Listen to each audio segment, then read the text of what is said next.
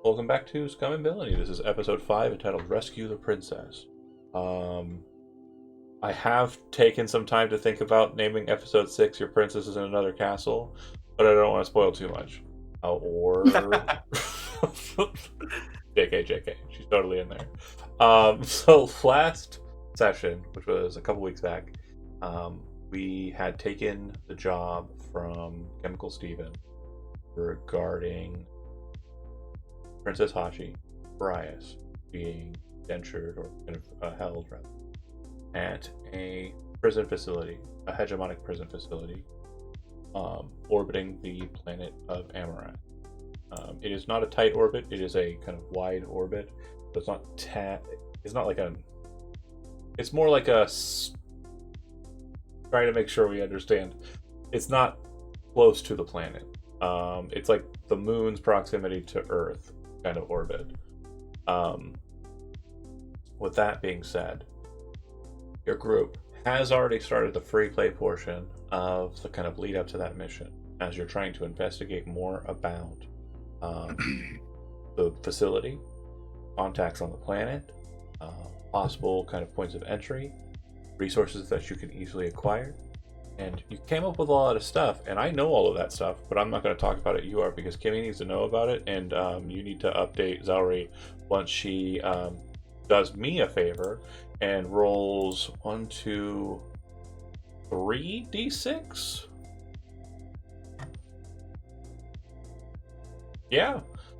So you spend the whole course of your downtime, like you said, studying the Night Beast, and with that roll, you are able to finish your clock just and are able to learn secrets of the Night Beast.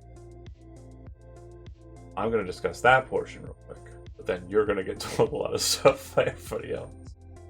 So, what you learn is that the creature's hide is very resistant to blaster fire. It is very resistant to light blades or energy weapons. Learn that the creature is capable of siphoning the way, or rather biological materials, kind of powerhouse or engine. It's believed by some to come from some sort of portion of the cell that is very hard for folks to kind of study. It's also believed to come from a portion of the cell known as the mitochondria, the powerhouse of the cell for those who were in high school at one point. And that energy in them is kind of reversed. So instead of being a powerhouse, it's more of like a parasite like portion of their cells. Pulls away from the energy of others through the 4 tentacles on its head. Its head is a bit more like a blastocyte kind of, or like a very kind of primordial living creature. It's basically you don't know why it has arms and legs. It does. It might have something to do. Actually, you would know. It has something to do with what it drains its energies from. It seems to mimic the energies of whatever it drains from, and kind of creates itself into a form similar to those. So this one is like a humanoid version of the worm, whereas if the worm were to feed off of something like a dog, it might be more canine. If it were to feed off something more kind of bovine, so on and so forth. The other matter that you understand is it doesn't really eat physical matter, but it is able to turn this power into a fluid source. And you would know that because you find that fluid in its gullet when you're dissecting it. And the fluid, as you understand it, it's not a substance that's very well known. It's definitely not something that kind of comes up very often. But this is basically like a fluid that is pure concentrated whey. So it's like someone took whey, which is kind of this nebulous, spacious, doesn't really exist kind of force that exists outside of what we understand as reality, and it has been concentrated into a physical space, and it has taken the form of a liquid. Another thing you're able to find is that once this creature has basically consumed this fluid, like it's created it, it's put it into its gullet, it sits in there and it is digesting it. Once it's done with it, it excretes metal. And the metal it excretes is usually kind of vitreous or like kind of very kind of fibrous. And it is, from what you understand, in all ways, shapes, and forms, metal. So it kills people, it creates the best fuel source possible in its stomach, and it shits gold effectively. So yeah, it's no wonder earlier folks wanted to contain it, keep it, and hold it. Now, you aren't able to discover much about its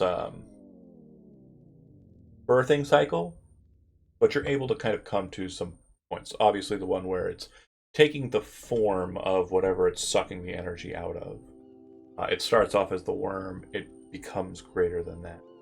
Eggs also have a similar kind of nutritional cycle. They seem to have been kind of ingesting the energies of the people that were being placed around them, filling the eggs with the same kind of fluid, which you didn't have a time or chance to test as fully because your egg from before it wasn't draining anything. It hadn't eaten, so to speak.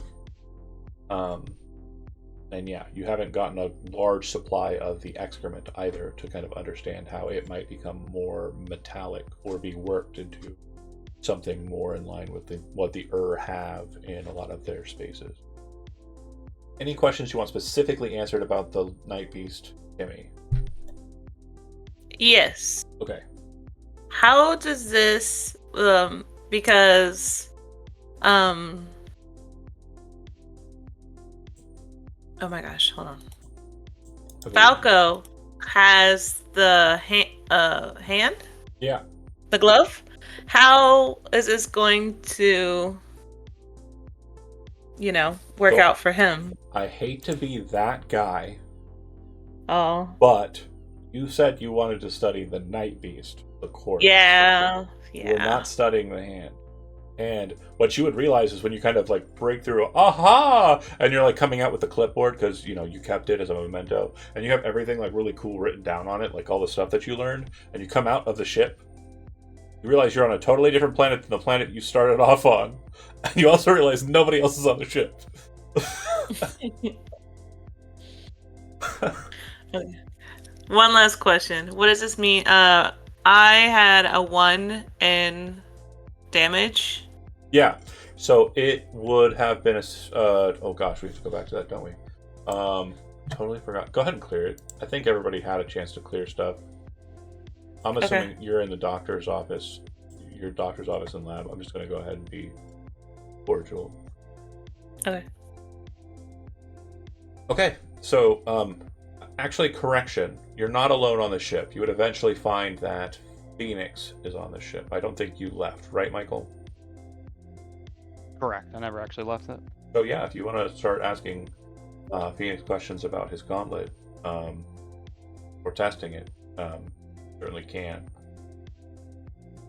He just has to agree to.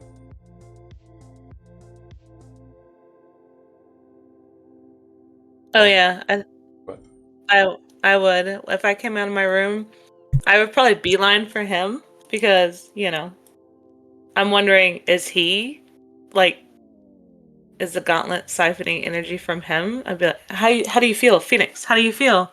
You feel anything different? Weaker? I feel pretty okay right now. Is everything okay? As you're saying that, there's a thermometer being shoved into your mouth. any kind of discharge coming from this hand? I don't know if I'm comfortable talking about discharge. Coming from my hand. So I mean from this thing. I mean I did okay, so like nothing like that, no, but I have been feeling kind of weird back before when we were getting attacked. I could see all of these night beasts. Like, should not have been able to see them. I could see the outlines of their energies in general. And then at one point, when we were being attacked, I don't know how to explain it, but when it was on the front of the truck, there was I felt some kind of pulse of energy, is what knocked it off. That felt like it was emanating from the gauntlet.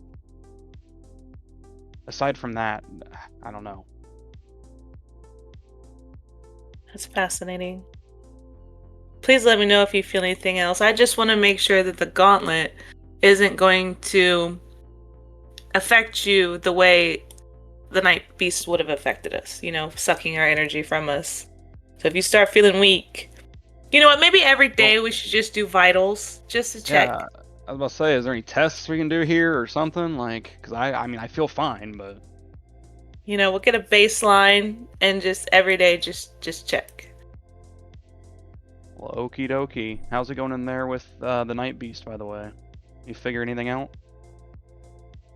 Oh yeah, lots of fascinating stuff. He's, I'm figuring, they're making this, and then I'll kind of go into like the excretion and how it can be used. It's just pure energy, and how these things can transform by whatever energy that they take away. Interesting. Yeah, so I worry for you. That's all. Well, it just sounds like the kind of thing that maybe we should try to track down maybe a live one at some point. I didn't know you worked for Villainy, Tommy. We could use it. They're kind of mindless. I don't know there's a... Just forget I said anything. Okay. Where's everybody else? Oh, they're talking about a mission that we're about to go on. Say about with Chemical Steven.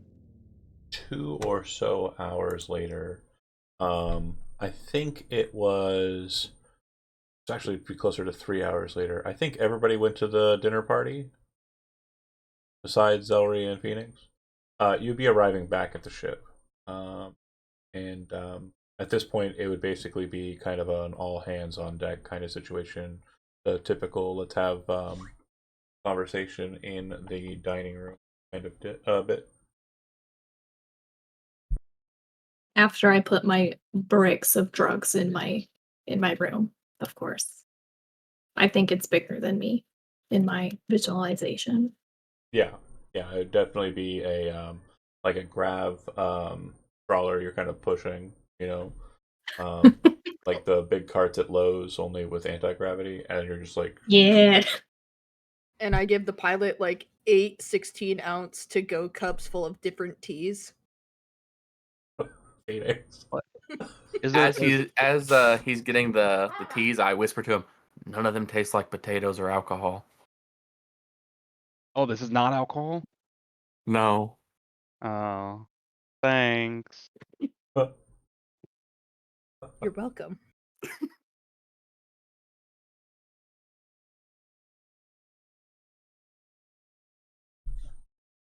Oh, Doc, you're alive. Yeah, just... I haven't seen you for a minute. Researching. Just got caught up a little bit. Didn't realize that stuff was going on. I'm sorry. What did I miss? Oh, we got to break into this spaceship thing to save a princess. We have a lot of drugs on board. Also that. There's a fighting arena I didn't get to go to yet, but I'm definitely going to go back to at some point. Yeah, you can gamble in the fight pit. That's cool. Yeah. There's a pretty famous, infamous maybe. I don't know the correct terminology on this one, but there's like a pretty much like an underworld boss that we're supposed to go talk to. I think we were given introductions or a way to get introductions to him. I'm pretty sure we were not supposed to go talk to them. Yeah, it was more of like the guy that introduced us was kind of like, yeah, no, don't go see him. But if you have to, I understand. Here's how you get in touch with him. We were like, cool, thanks. And then So I think that was an option to go up there, but we don't know what he's going to ask for the information. I'm pretty sure we assume we're gonna have to break people out for him, but Say what now? yeah, he kind of runs like an underworld. I think he sells, you know, drugs. So, and I assume maybe I assume, I don't know, that there's more than one person of his that's up there that he's gonna want us to have us to break out of these cells that keep you time frozen. We thought about putting me in undercover, but we don't think I can break out with brute force. We also don't think you'd be in the right section. Also that. We also have to do it quickly because if they eject the section, it kind of just, kills everybody on it. So that's pretty good to know. Oh, I don't think we backed up far enough. Do you remember that distress signal from a ship that we thought was a trap? Oh, yeah. Yes, Yeah. yes. It wasn't. And now we gotta go rescue him. Oh, Yeah. okay. What's this undercover boss? Oh, the underworld boss? Oh, underworld boss? On the rack.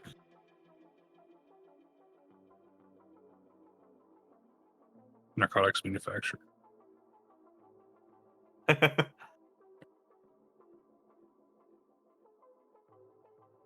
Okay, you guys just tell me what you need from me, and you got it. And Zelry's gonna look very confused. Because Zelry is very confused and Kimmy is very confused. Also, I mentioned it to the captain, but I figure I mentioned to everybody else too. I do have a friend that is, a soldier in the hegemonic area. So I could get information from him, but we don't know if that would backfire on us. I think I said I'd no outright, just in case. Yeah. Right. So basically, we need to figure out how to bust out the princess who's probably in Sector 12 on this satellite prison. And then we're gonna escape and drop And her like- off with this rich dude, which is where all the tea came from. I think that was more of like a if we can do it successfully without getting tailed type thing. Yeah. You didn't want to be involved if we get tailed or noticed. Yeah. Oh, Chemical Steven also offered us a hegemonic prisonership, I think, or something of that nature that we could use if we wanted, which is where the idea of sending me in as a prisoner came in, and then we, figured out Oh. everything. Yeah. How much is the pay? 4 credits. No. And no. All right. 12 credits. 12. I said 4 plus royal reward. So We all said multiples of 4, so Yeah, 12 credits from the royal reward is the presumed. 4 is what Steven is paying. Got it. All right, sounds worth it. Yeah. Okay. Anything else anybody wants to add? Or otherwise, I'm going to get into a couple of points of order just to verify information. Oh. This is actually really important. I'm going to try to... You know how arms work, right? I think so. Yeah. Great. You mean yes. arms like these? Oh, you can't see them; they're invisible. Do you mean like that, or do you mean like arms, like firearms? Oh. What kind of arms Asking do you the mean? doctor. Oh, The doctor. So sorry.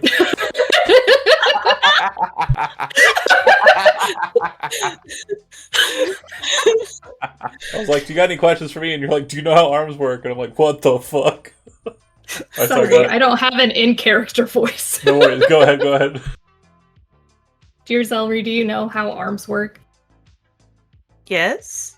Great. I'm gonna try and make one out of metal so we can fix that, and I'm gonna point at the scarred, charred arm on Phoenix. Oh yeah, that'd be great. Yeah. I would love to have another arm that isn't covered in an alien gauntlet as well. Well, Or you that's could your get own a fault. second gauntlet. No. Now we're talking right here. Let's do that mission. What He grabs the Why are we clipboard and messing around just with smacks it into Rhino. Yeah, if there's anything I can do to help. Great. I will let you know when I find things. Okay. Okay. So if nobody has anything else, okay. A couple of points of order here. First things first. This is the outline of the hegemonic prison facility. As discussed, it is ring-shaped. That would be completely circular, cylindrical. For those of us who played in last time, the Alien game, it's looking kind of fucking familiar. It is not the exact It does, same. doesn't it? It is not the exact same. However, apparently the ring-structured prison facility is one that would genuinely be used, apparently, in a lot of sci-fi, and possibly for realsies. Now, the main reason why that's the case is because the ring central, you can basically partition it in sections and break it off at your pleasure to kind of remove elements from it that are unwanted or riotous. So let's discuss. The main ring is the prison ring. There are 12 sections. They are like pies on a pizza, except that there's a lot of empty space in the middle. Now, despite there being a total of 12 sections, not each one has a connection point to the central pillar of the facility. There are only 4 such pillars. On the exterior of any of the rings, you can see that there are these kind of circular shapes that have 3 kind of smaller circles inside of them. Everybody sees those? Those are docking pylons. Yep. So you can connect ships at those points, or you can fly shuttles into those points. Both are valid options. Now, the main thing about the docking side on the prison section is this is only for prisoner transfers. If prisoners are leaving, or if prisoners are entering. Prisoners are not allowed to enter the facility in any other manner. They enter through those specific ports. On the top pylon, just the command pylon, or the top ring, the command ring, that is where officers, guards, and crew stay. That's where they live. It's also where they operate. Guards will obviously operate inside the ring below, and will take trams up and down the pylon to get to their workstation.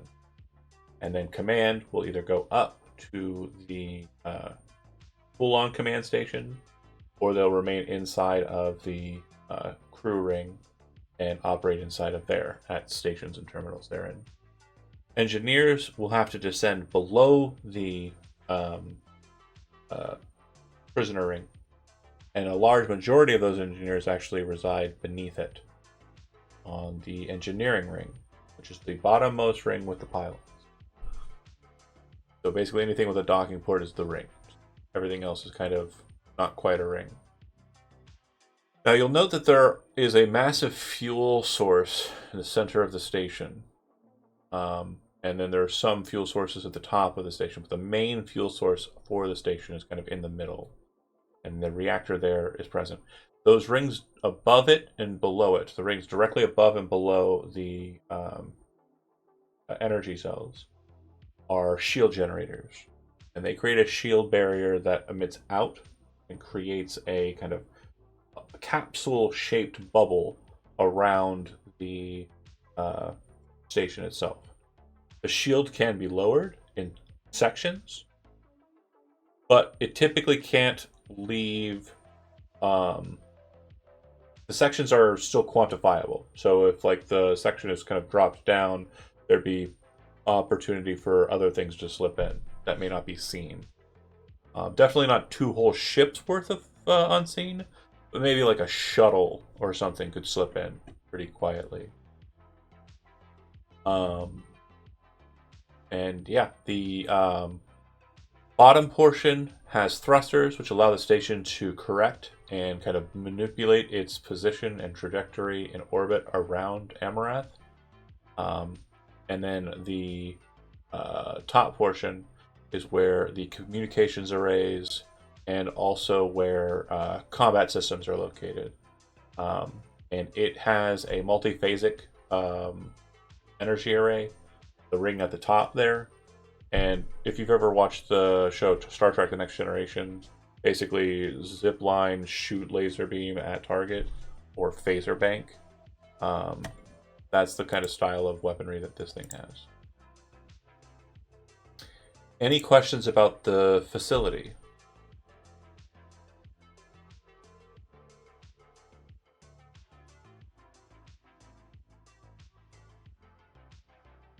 We did get tipped off on what part they're at most likely, right? 12. That's correct. Right. Now, when it comes to the pylons, think of the pylons as being kind of a north, east, west, south kind of pattern. Cardinal direction. Yeah, think of them as cardinal directions.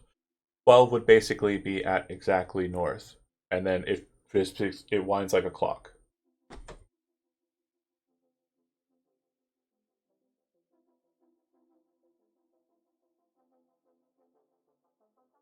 So obviously 3 would be at a pylon, 6 would be at a pylon, 9 would be at a pylon, and 12 is at the northern pylon.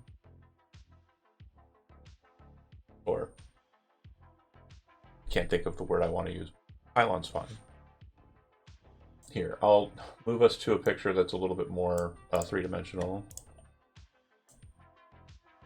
See what I mean? Oh, I guess it does have 6. I'm sorry, I am dumb. It has a total of 6 pylons. So the thing I said before is incorrect, but it is at 12 still. 12 and 6 o'clock, and then 2 random ones in the middle.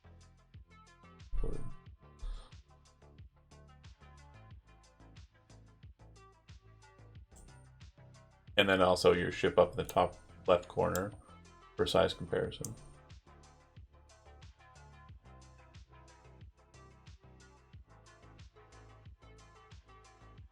Oh, we're always so small. But you're always going on the space stations. That's fair. Could have taken the other job, and we could have just gone to a city. The ship looked pretty large when we were landing, like near the city on the planet. Yeah, It's it was all more of a perspective. town-shaped thing, but yeah, it was about this. Whatever, you know. It was about the same size as this.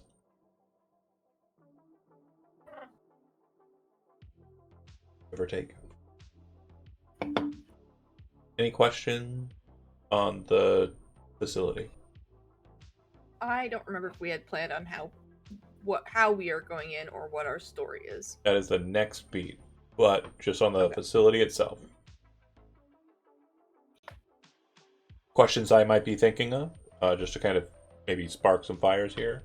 Rhino might be concerned about the shield and what its kind of output is, whether or not weaponry on the Stardust Serenade is capable of defeating it. And the answer to that question would be yes. The Stardust Serenade does have exactly one weapon that could pierce and breach that shield, if need be. Big gun. The main gun. I was gonna ask if we would be able to figure out where she was at and then kind of just crash in and get her. That is a possibility. That lines up with that, yeah. And then blow the fuel. Yeah, blow the fuel and fly off. Yeah. Again, Yeah. the Exactly. non-conspicuous ship. We take the non-conspicuous ship, the one that we're given by Chemical Steven, ram that bitch in there, get her, take the conspicuous one, ours, jump in, and leave. And then cloak the fuck out because Yup. people put a lot of work into repairing that shit. So Project Kool-Aid Man. Project Kool-Aid, Yeah. man. Pretty much. Again, that is an option. There is yeah. there is no dumb options until they are actually being realized. Then you start to realize they are really stupid, and that's the problem. But in this planning stage, there are no dumb ideas. I really like that play. It's not bad. It is funny. Project Kool-Aid. It is one of them. It is one of the plans. Sound pretty easy. I like it. So, yeah, we're obviously slipping into the next beat, so let's go ahead and continue with that thought process.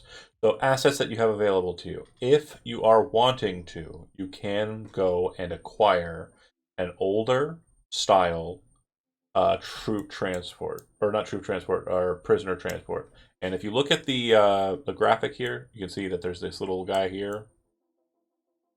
That's about what it's going to look like.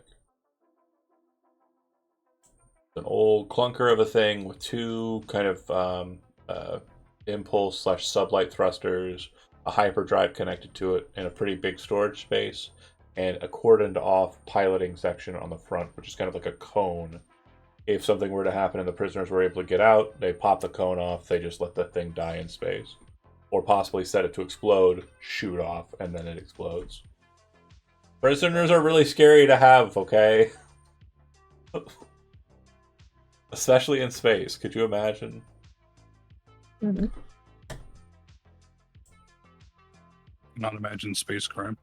Space crime. I could not imagine Space space crime. crime. It's impossible for me, Captain Jazz, to imagine that shit. That works. Just If imagine. our ship that we get is built like that, that's even better, because then we can just crash it in and then boom, use the end of it as an escape thing. Yeah. Yeah. Oh, sorry. Yeah. The front pops off. So if you ram it Yeah. going forward, you would have to, yeah. It's not Back gonna it work. Ram it Is in there no- reverse. Ram it in reverse. Yeah, I was gonna say, is there no reverse? Yeah, it's got Yeah, reverse. back it in. The sublights, the sublight engines can be spun, so you can kind of go any direction you want with it. Yeah, we'll just ram it in reverse. It's fine. And then the cone can spin too for Back that ass up. actuation. It's kind of like a weird B-wing. Oh, sorry, Star Wars. Nobody likes it. Got it. I just don't John, that remember sounds what that one copyrighted. is. Yeah, it It is. had a cool video game about it, but I don't think anybody's old enough to have played it. Those are ancient. Those are DOS. Oh. B-wings? Oh yeah. My favorite though. I still like them as far as starships go. Because they make the most sense in my head for how a spaceship should work. I know all of them just because of X-Wing, the miniatures game. I played Yeah. it when it first came out. The B-wing is interesting because the pilot cell, like, it remains stationary, like gravitationally locked, and the ship just kind of spins around it on the back end. Yeah. So cool. Anyway, enough about Star Wars.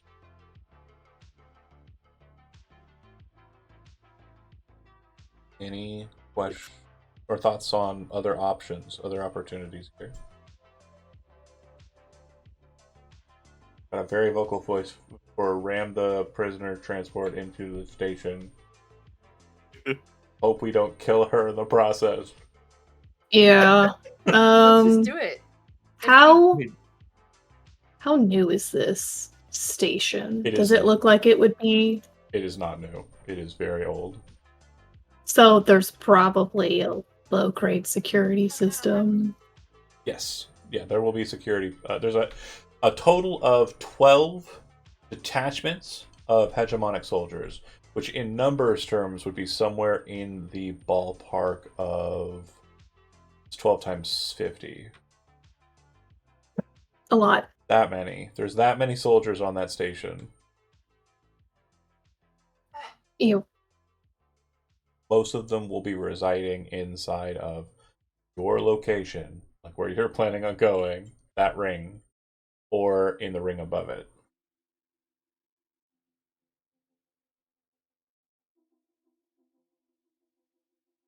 You said the laser that we can shoot can take the shield down and breach. Sorry, I'm busy Like, it can go. being annoyed at what you posted in there. Goddamn. A fucking floppy disk. Ah. And you must have X-Men.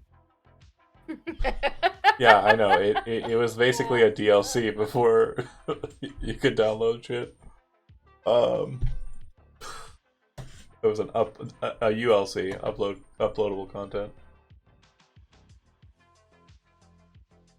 Ooh, the save. Get the fuck out of here. You 12-year-old. I literally didn't know what that was. Oh my god. Yep. It's called a floppy disk, but it's not actually floppy. The original floppy disks were, and I am old enough to know both of them. Thank you for reminding me. My birthday next week. It'll mean that I'm 42. Assholes. Yay! Do you remember when those floppy disks were like giant? Yeah, that's what I'm talking about. And they came in like little Yeah. paper sleeves. Hell yeah. Yeah. You know who else remembers that shit? John does.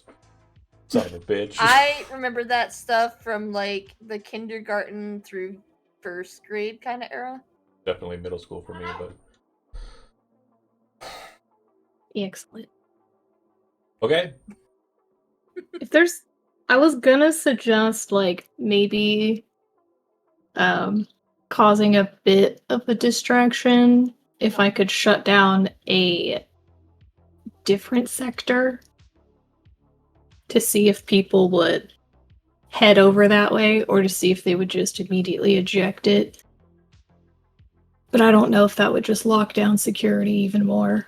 Yeah, not knowing what their response is going to be a bit of a hard play for ram it and see what happens. I still like ram it and see what happens. Yeah. You know, it's a great plan. It's got a lot of flaws. It's got a lot of flaws. It's not Right. perfect, but you know, it scratches that primal itch. You know, like it's like just ram it, see what happens. I know what I feel did. like any plan we go in with is going to be a fuck around plan. So Yeah. like they're all equally, you know, Oh, for sure. risky. What area forces the section out when it is ejected?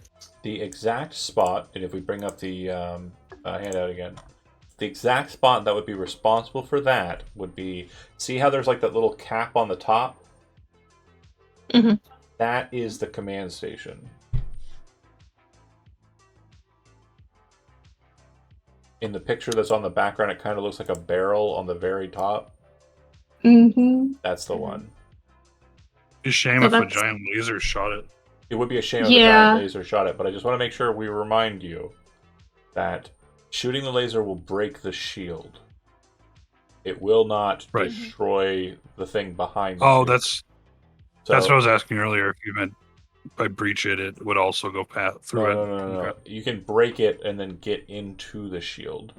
But also keep in mind, it may be the case We're that out of. if you shoot the shield, they might be able to regulate or kind of like redistribute power and move the shield to kind of block the one side your ship's on. So that's another thing to take into account. So I'm thinking maybe that is an escape plan B kind of thing. If they throw the shield up while we're in there, Yes. shooting it to get us out. Yeah. Because the shield, it's not like Star Trek. If you're outside or inside, it's still going to cause the shield to do the thing. So there's not like an area we could take out like these little skinny things. There's plenty of shit you can blow Where- up. Well, yeah, but specifically I like where if you shield. disconnect it at that point, it can't actually eject. Yeah. So if you can get into the command section, it definitely cause like an override there. Hack it out and cause it so that the control function is basically stopped. Now, whether you can do that from anywhere else, that's unfortunately not information you would have.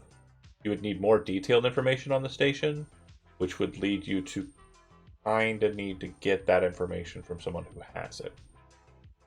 And we know No visible Monsters. who that might be. Are you talking about what's his name's friend?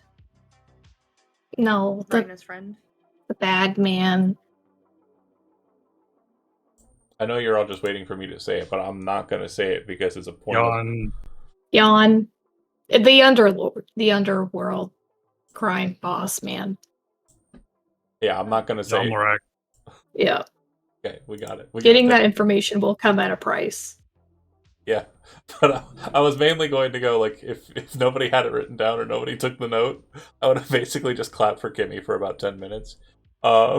You've proven your worth tenfold over and over again. I just want to make sure you understand. Yeah. You are the best. But also, I would have barred you from being able to get in to meet with him if you didn't know his fucking name. It's fair. But again, that is a very there's obviously a rub with that situation. It's not going to be easy peasy lemon squeezy.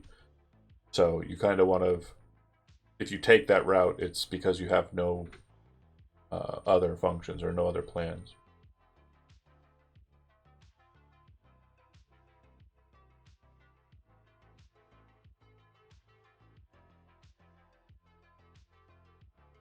Any other avenues of attack too? Again, if there's anything like that you want to engage with, any other thoughts that you might have, any goals you might want to accomplish. Blowing the fuel. Yeah, so if you want to try and blow the fuel, that's definitely an option. You definitely want to make sure that when you enter in, it's literally the first target. The second that the shield is breached, you would have to get to it. What I would say, though, is Pete, looking at the station and the placement of the fuels positions, what you would notice is that it is inside of the shield generators, and there's kind of like a regulatory bubble and an emission bubble. So your presumption is that there's already a hard shield over that. So once you get into the first shield, that has its own kind of structure around it. You'd also note that the pylons in between it and the main structure are separable, so it seems that you can kind of detach. If the fuel cells blow, you basically shoot the bottom portion away, or rather, it's more of a shoot the top portion away. And then it would seem too that there's a similar function on the bottom end as well. Kind of Yeah, I'll pass that on. It's like there's no way they would leave everything white out in the open, unprotected. Do we know if like the employees there like do like any switch outs like every once in a while? Like, oh, this guy's been on here for like 4 months, get him off, get a new guy on? That's a great question. How would you try to kind of answer that question, though? What's the mode of kind of discourse? Obviously, it's not a question that you know the answer to, and your character probably wouldn't know the answer to this specific facility. Now, is it something that happens in hegemonic like facilities and bases of operation? Absolutely, yes. But what's the turnaround time for these assholes? You don't know for sure. Yeah. If we can somehow figure that out, we might be able to pose as, new employees. And then maybe we can sneak her out that way. Now, to get those creds, the credentials that you would need to do that, the only source of means that you can think of to kind of get that would be pulling a favor with your friend. But you already know the cost for that. Yeah. What level of creds would we be able to get? Do you have any idea? Guard. Guard. It's at least access to the upper level.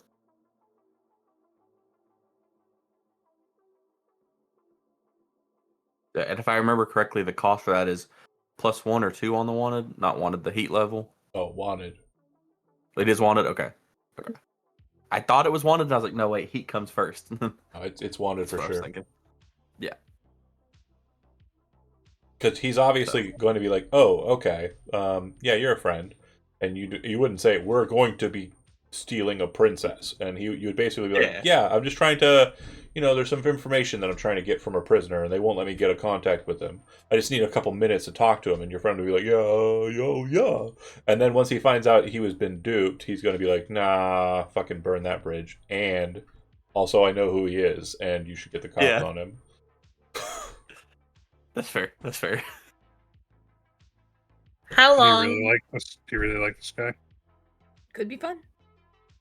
Just do it and kill him? Is that what you're about to say, Jazz? Is that what you're about to say, you son of a bitch? Get the information and gang I've got him. no issue. We were war buddies, but Killing he's him not paying my bills. Killing him would amount the same amount of heat, though. Kimmy, you were about to Fair. say something, though. How long has the princess been kidnapped? Like for how long? So it was probably about one full lunar cycle ago when you had the distress call.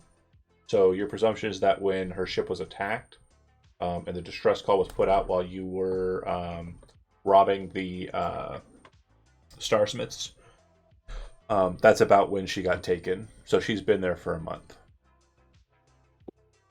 Oh, okay. And the prisoners on this ship, do we know if they're male, female, how they house them? No, it's whatever. But all of the pronouns, all of the genitals, we'll shove them in here and hold them in detention for as long as they need to be. And we just know that Sector 12 is for the VIP prisoners, Right, the Section very 12 special beings. is very primarily for the VIP. And that's also the oldest sector in terms of technology on their cells and stuff. Yeah, and Because they're not in cryo. yeah, they're not in cryo. So it was definitely the old style of containment. So it's more like what we would consider like isolation or oh my god, why is my brain not working? Solitary confinement. There we go. So Yep. small cell, bed, The shitter, sink, throw them in there. If you want like a visual, and I hate to do this again, but Star Wars: A New Hope, they walk in on Princess Leia, and that's pretty much the size of the cell. Do we know how long she's supposed to be at this prison? No idea.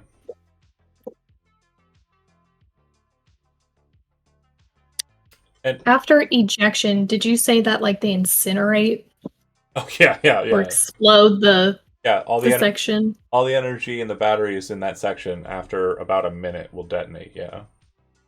Great. Also, the sectioning of it when they break it off, it's a hard break on that side, so that immediately floods the place in outside atmo. So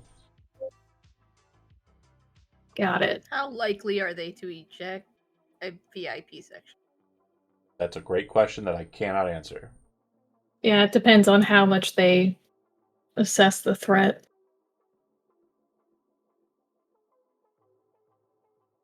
I would say that if you're able to learn anything about the VIP section, if they have prisoners that are like scheduled for like transport, it's probably not likely that they would see that as their first like mode. But if everybody in there is already set up for like execution, public or otherwise, they probably won't give a fuck. So yeah, just pay Is there attention. any way to override that 1 minute like explosion thing? Yeah. So as we discussed, the main way to do that would be to stop it from happening, to stop the sectioning. And as Artie had mentioned, and we kind of discussed, getting up to the command bridge is where you'd be able to stop that from happening. The only other ways you could do it is if you are able to get into the energy pylon, like the section inside of the shield barrier, and shut off power to those specific functions.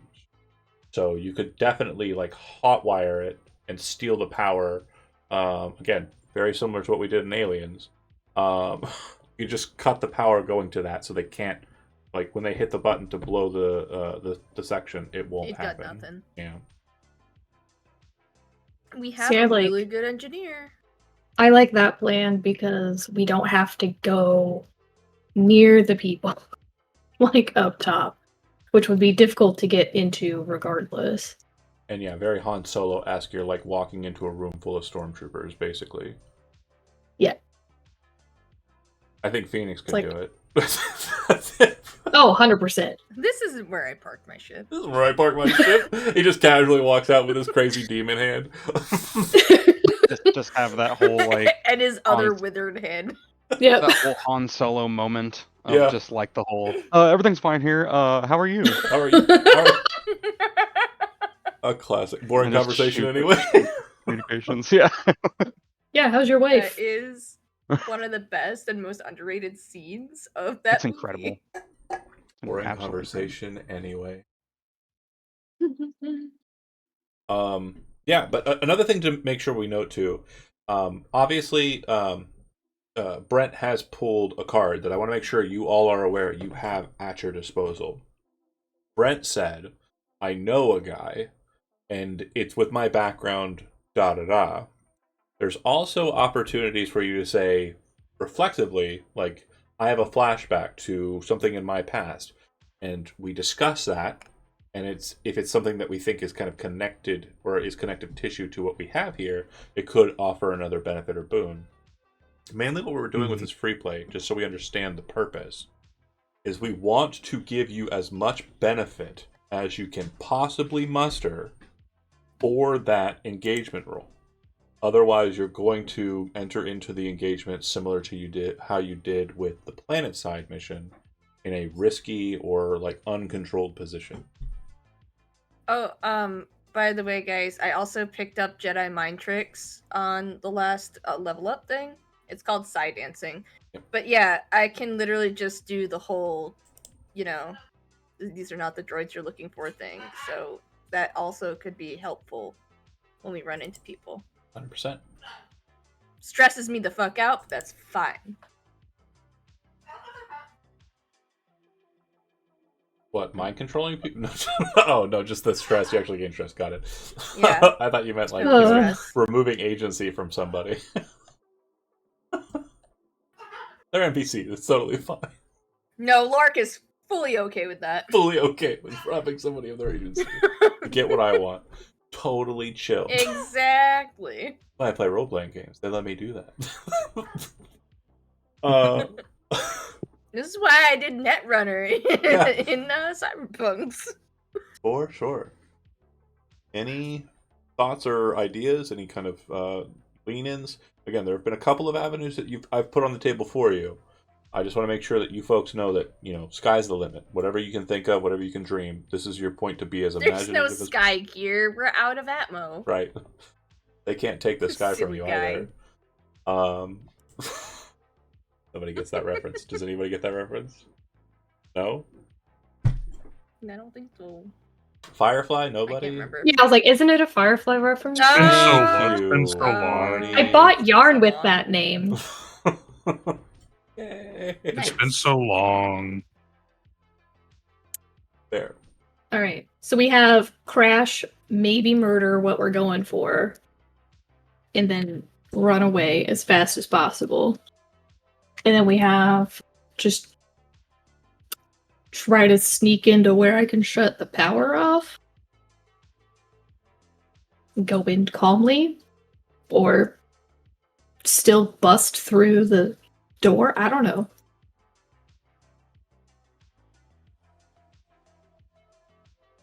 So, okay.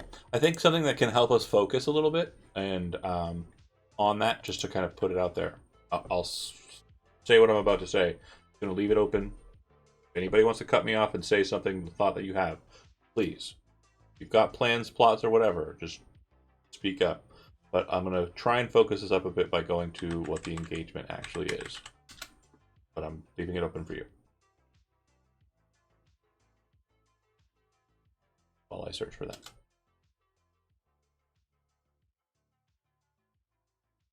Not everybody all at once. Okay. If we do the sneaking in one Yeah, for the maintenance thing, would Pete also have access to like being like, oh, they're located in this cell, I'm gonna just open all the doors for you type deal? Yes? Okay. That would work then too. it could potentially work like that. Yeah, you could shut off the power to that location and force like an emergency evacuation plan. So let's discuss. Obviously, but I was gonna say maybe we should take more prisoners with us instead of just the princess. to obfuscate who you actually went in for. I mean, we take her and we take other people. Yeah. Okay. Let's take them all. That's pretty cool. Sell them. Let's. No, I'm joking.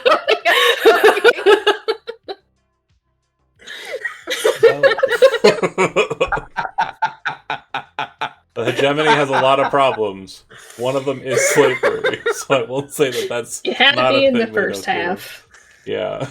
But this would be high-end slavery. No. These are VIP slaves. Can't do it. Can't do it.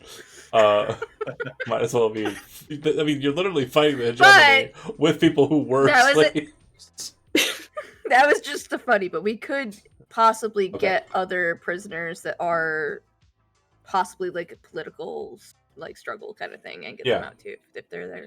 So far as you're aware, there's nothing like that besides the princess, but if there are individuals you kind of like pop in and see, recognize, think might be helpful in the cause, for sure. Or have extra arms. Maybe they could donate an arm if we bring them back. Right, we do need an arm. And Phoenix needs an arm.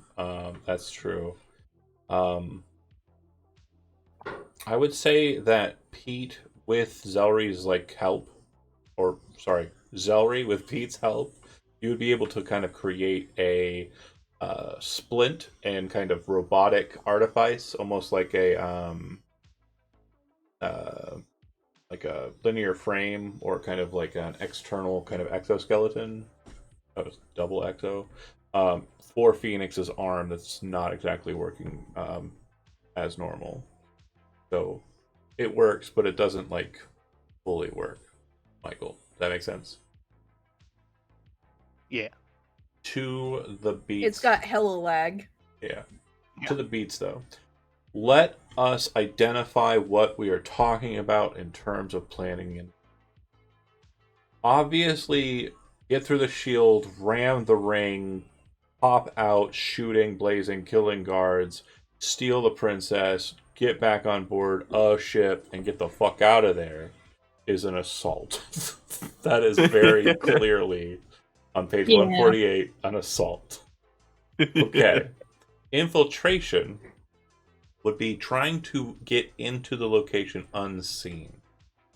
Now, that is not exactly what you would be kind of discussing with going in and pretending you're guards or whatever.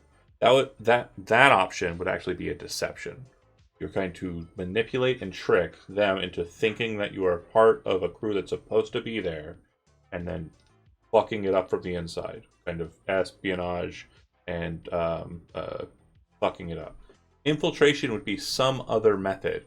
Getting onto the station through some other means that hasn't been identified yet. But again, sky's the limit. World's open to you. However you would like to do it. But getting onto the station incognito and then stowaway style popping out of wherever you're at and kind of doing your thing. A mystic way of handling it could be reaching out into the location and identifying specific things before entering, or similar to what Clark was saying, using the way to kind of force the individual to let you on board regardless, and maintaining that kind of focus on the way to kind of create a this would be similar to assault but different, kind of like, I hate to bring up another Star Wars reference, but the end of season 2 of The Mandalorian, when Luke boards the station and saves Baby Yoda, that kind of situation. Camry would basically be your Luke entry point with a bunch of you guys behind her. Social, you would figure out some way to negotiate, bargain, or persuade the princess out to you. Not an avenue that's not possible. It's just definitely one that needs a lot more you vocalizing to get to. And then obviously transport would be going full on faking it and just trying to find out some way of getting her onto your transport legitimately and taking her. And then there's obviously every in between. We can discuss more options in between there. I just wanted to kind of vocalize what those could potentially be and kind of throw out some kindling for the fire that is your mind. For infiltration, I assume they have to do maintenance on this thing, right? Oh, for sure. Yeah, absolutely. So that'd be like maintenance doors we might be able to go through. Yeah, like they have to refuel. They have to have food Yeah. brought in. Like, they're not making anything on this goddamn thing. It's a prison. Prisons have shit coming in and out of them all the time, literally. So and if we maybe could throw some suits on and maybe get close enough to where we can connect to it and walk to like a maintenance store, might be able to get in that way. Sure. How much of that ergu did I have? Did I have enough for? Well, okay, let's say Cambria drinks it and it amplifies her power, right? It would be enough for her to So you have command that station. You have a bit of ergu. That is true. You do not know what will happen if someone imbibes it. You do know what it would do if you use it like a propellant or like a combustible. But if you want to have Cambria would try if you wanted her to. Yeah, if you want her to drink, I mean, she's part machine. She could drink diesel and probably be fine. Yeah. She would try if you asked her to. But how much is it? How much ergu was it? It's probably like a tumbler full. A tumbler full? Yeah, like a cup. It's a super dense fuel.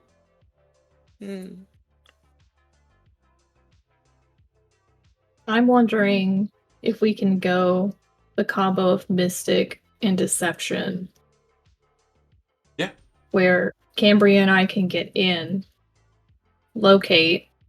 I could power some areas down, and then enough to cause a distraction, locate a nearby maintenance door, and that could be an exit point as well. An entry and exit. I just thought of another Mystic example based off what you said, and it is another reference to Star Wars. It's like Obi-Wan Kenobi in A New Hope is basically walking around not being spotted, using the way to kind of conceal himself. Mm-hmm. Can't let I him could keep just getting away go with in this. on my own and hope for the best. I know it's your favorite. I know it's your favorite show, John. That's why I keep referencing it.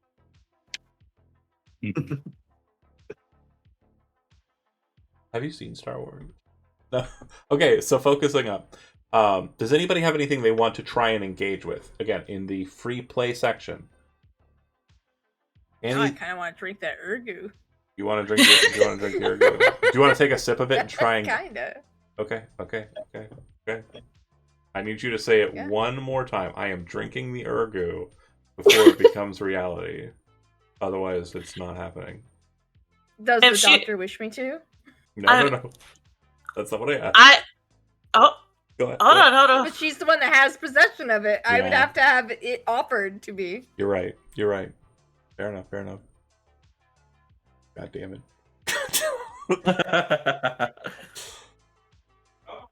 Are you offering it, Zelri? Would you like me to drink the fuel? We got a whole crate of rations, didn't we? From the we could be a food delivery. This is not about the rations. Would the doctor like me to drink the goo?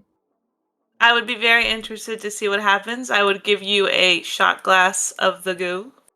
Okay. Okay, I will take a shot glass of the goo, and I'm going to throw that bitch back. What am I rolling? No rolls. Oh yeah, no rolls, just results. So unfortunately, we're in free play, so rolling doesn't really come up very often, action-wise. Okay. No, yeah, just thing happens. So hold on a second here. Kill that music. So you take the liquid in, and at first it's very kind of. It tastes like Kool-Aid. It tastes like a cherry Kool-Aid. It's just a very sharp taste, but like a very sugary taste. And when you're about to kind of utter the words, well, I don't feel any, you can see into the future you saying that. There's a reality that you've created that splinters off from you thinking that you are going to say, I don't feel anything. But then you watch 500,000 other realities radiate from that one. and you can then feel every single one of those options. And in the next hour, you are basically paralyzed as you watch all of the realities exist around you, and you move through them. Now, the thing is you don't actually get to choose which path you walk. The path is determined randomly. And so, after the hour is up, everyone else gets to decide what you are doing during that hour and what choices you made during that point of time. Because the reality is seemingly empathic. Fantastic. I love it. So anything that they say you did during that hour, much like the holiday special, happened for real. So crazy the princess is just on the ship. Sorry. Within reason, you guys. Don't be weird. Don't be awkward. Don't make it... Obviously, there are things that Camry would still do, but... Yeah. I don't know. Hit me with your best shots, guys. You know what? Go nuts. No, My JK. trigger warnings are NA. Let's go. I mean, she doesn't even like pants, so... She does not like pants. We can make her wear pants. There's a reality in the 500,000 That's so mean. where you see Cambria wearing pants. I am absolutely not letting you do One that. time. But we did get a whole thing of rations we could use as like a food delivery disguise, guys. How big is the box? I mean, I don't think it was like huge, but we only need one box to go in first. And then we get the princess and leave. That's fair.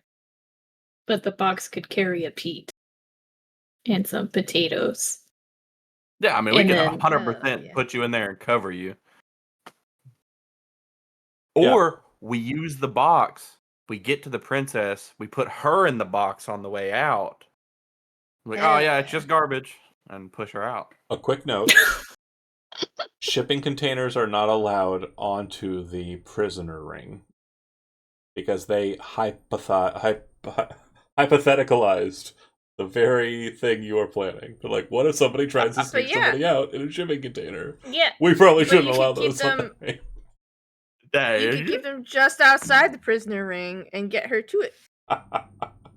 Fair. Or we can find a maintenance exit. Or Which they have to have somewhere. Honestly, if you're Guys, looking for an exit, all you have to even- do is break away the portion of the ring you're in from the rest of the ring. Yeah, even better. With a countdown. Or if we don't want to do that, I wear a suit that's like 2 times my size, and I stuff it full of food. And then I walk through there, and then I empty all the food out, and the princess hides in there, so I'm still that big. Hold on. And then I walk out like nothing happened. Hold on, though.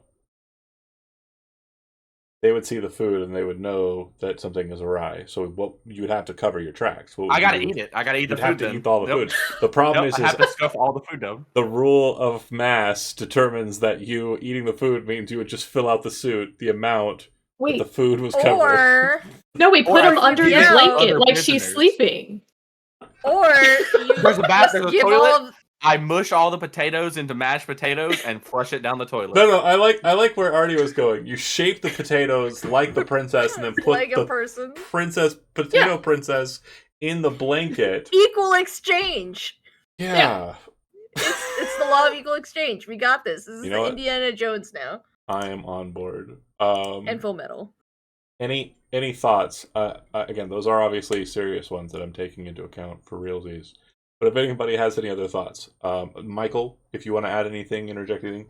Kimmy, the shot glass of Cool Kid juice was awesome. But John, do you have anything you want to kind of think about? Any plans of activity here? Just anybody who wants to kind of throw out? Just want to make sure that the... I was thinking that maybe if we are able to procure outfits, because that's the one thing we don't have. We have the ship. We get... I don't need an outfit. I can tell people what I am and make them believe it. Everybody else, though, move on. You can. I can also tell them that we are whatever I want them to believe we are. So there's that one person who's just like, hey, wait a minute. And then we kill Maybe, them. I don't know. You can just carry the clipboard, they'll believe you. Exactly. Yeah, I would say effectively, like, if you want to kind of put it in kind of a mental sense of it, and you're familiar with other games, it would be very similar to the spell Seeming from Dungeons and Dragons. You could basically make it look like you're wearing the right outfit for the task, Okay. but still be wearing like heavy armor and fucking big ass Yeah. guns. Yeah, we're it's not. We're just making their brain think that they see things. right. And this probably isn't the cream of the crop of the hegemony either, I'm assuming. No, you would assume not. Whether or not they have a way user on site, you don't know. It definitely would be a problem if there was one. And if they do, One that and you if could they deal do, with. we just kill them. Yeah, murder is Yeah. always an option, and it solves all It is problems. always on the table. Solves all problems. It Got an does. interpersonal dispute? Not anymore. Just murder them. Don't. Okay. Can't real quick. murder cameras though. Don't murder anybody. You also can't way trick them into seeing things. The cameras are probably going to see you Violence as is you are. always an option. Exactly. You can way trick the people on the other sides of the cameras, though. We can kill the cameras, though. You can also shoot the cameras. We can kill the cameras, yes. Murder, correct. Murder. Violence. So assault. We're going with assault. JK. John, is there any other options or like things you want to kind of factor in?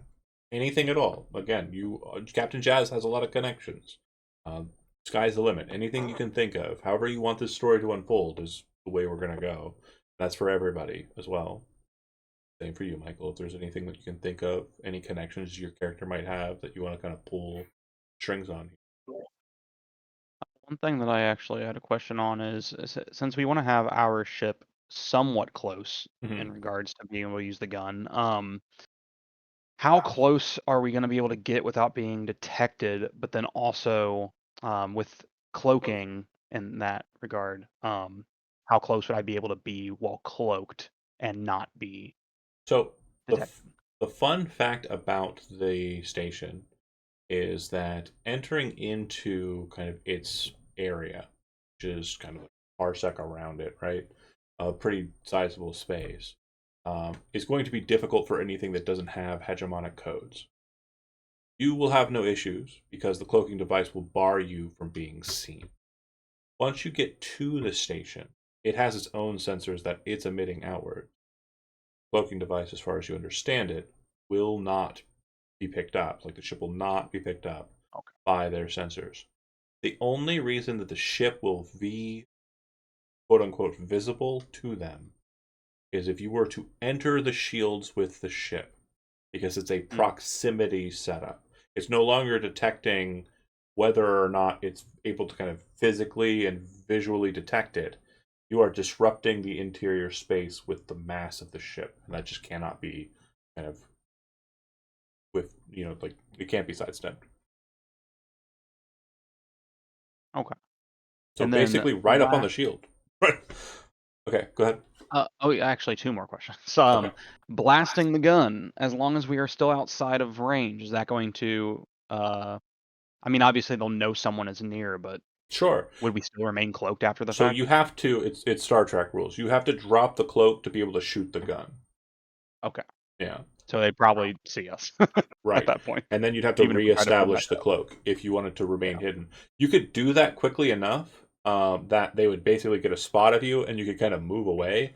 The problem is you're not going to be able to functionally decloak, shoot the gun, recloak in a quick matter. It's going to be a lot of time consumption on your side, but it's not. It's going to keep you hidden. So you won't be able to kind of rapid fire the gun into it. You'll have to kind of decloak, shoot, next turn shoot, next turn shoot, if you wanted to kind of get some effect from the gun other than just piercing the shield. If you're going for a shield cracker, like you have to kind of move in after it, right? If you're trying to hit the station with the gun, it's a bombardment situation, and that's going to be a Okay. little bit different than just a single shot.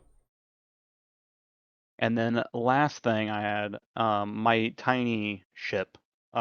Is that capable of flying out in actual space, or is that only like on a planet? The fighter? I guess I never really established. Yeah. So there is a fighter on this ship. When you say yours, when did you get? There's a fighter. fighter. Yeah, there's a fighter and Yeah. a shuttle. Fighters are definitely capable of flying out in space and shooting around. The fighter is very similar to like an X-wing, Okay, cool. except it Awesome. doesn't have a hyperdrive unit. So I guess it's more like a TIE fighter. I don't know. It's nothing like Star And when Wars. when I say mine, it's because this is my ship. This is your ship, the whole ship. Every ship inside of the ship, the nesting doll of ships. They're all mine. I get all the ships. You had a third question. Was that the No, third that was question? it. That was okay. that was the third question. Yeah. We're locked in. Anybody have any other thoughts? Be able to contact the fucking. It's been so long, I forgot what state we left that planet in. Brias? Yeah. It was a fucking mess. Yeah. You mean you Yeah. wanted to contact the royal family, the Hachi royal family? Right. No, it's just her. Everybody else is dead. Yeah. Yeah, that's you okay. killed them all so she could run planet. Right. Kimmy, you were going to say something, unless John, you have a follow up on that? No, I don't. Go ahead, Kimmy. I have an ability called Welcome Anywhere. While wearing your medic garb, you are welcome even in dangerous places. Gain +1d to consort and sway when offering to lend to anyone in need. I just want to point that out there. I do have that ability if Okay. you So want to use that. as a ship coming into their space, I would say that they would probably like treat the ship as what they're engaging with. But once you're on site and you're kind of like, I'm a doctor, I need to be in this wing, that will be a situation where you'll be able to kind of play it and get that bonus dice. That make sense? Like you're not going to be able to. Yes. You're not going to be able to be like hail them and like, hi, I'm Celery and I'm a doctor, and they're going to be like, oh, you're welcome. That's probably not going to happen. No, I just wanted to put on the table that I have the Welcome Anywhere ability. Absolutely. So you can probably more readily, freely move from section to section.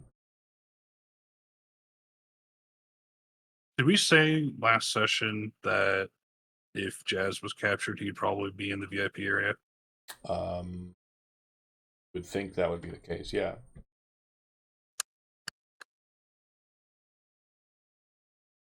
I think the ones that we said would be in the VIP area would be maybe Jazz, Cambria, and Zelry. Zelry for sure. Cambria Zelry for sure. More than Maybe. likely, and Captain Jazz pretty close to hell yeah. Like it's like 90% Captain Jazz, 70% for Cambria, and 100% for Zelry. Oh my gosh, I have such a good idea. Okay, so Like we could get in there. And, yes, yeah.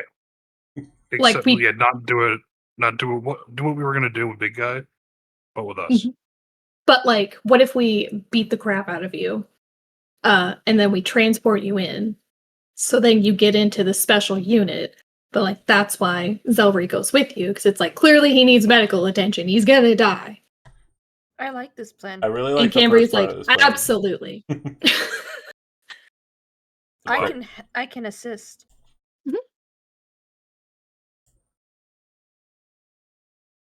It's not the best. So plan. we need to jump the captain now? Rhino just cracks his knuckles. I can do a buzz if you want me to. We're all just I promise to only staring at break 2 Jazz ribs. like, oh, I'll hurt him. A maximum of 2 ribs broken, sir. I can do it. That's an idea. Why not? It's an idea. What does Captain Jazz say to that? We've been through worse. Fair. It'd be the first prison that he's been in. Okay.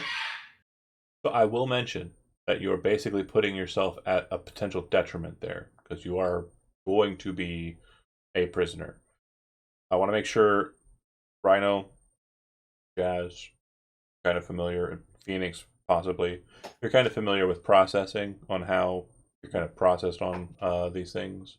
When they start taking you to the station, they're not going to keep you in the handcuffs that you were in. They're going to remove those and place the ones that are keyed specific for this location. Because usually they're magnetic as well, so that prisoners can be kind of controlled by the person who's transporting them. Or tacked to the wall. And it's very highly likely the case that the people who are walking with them aren't going to get into the facility. They're going to be passed over to the site's guards. Site's guards are going to take them down to where they go. So just as a heads up, it's not going to be a, we're here when we're supposed to take them to the prison. It's going to be a prisoner transfer. We're dropping these guys off. Thanks. Like a DoorDash situation. You're just dropping it off at the door, and they are literally yanking them down to the shithole. So what you're saying is we should just drive straight past this place, spend an hour going around it in circles, and then finally go to the door. Yeah, after eating the food, sure. And by the food, I mean Jazz. Absolutely. Eat Captain Jazz. Okay, we've turned it into a cannibal story. Phoenix, the night beast takes Does it taste over. like potato? Murder, cannibalism, Okay, better idea. slavery. We're covering it all today. Make a simulacrum of Captain Jazz out of potato. Eat that. Ew. What if we just make an Iron Man suit? Out of potato. Hell yeah. Potato. Well, you're gonna need Out of potato and ergu. Well, You know what?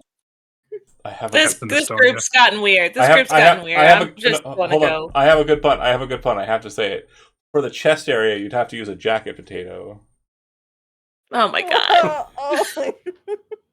You couldn't wait. You couldn't wait to say it. Look, I know who my audience is. Okay, I'm mainly shooting for that. You know what? I think I just. frustrated. I think I just want to be taken prisoner at this point. Just take me prisoner. So you would like us to beat you? No, no one has to get beaten.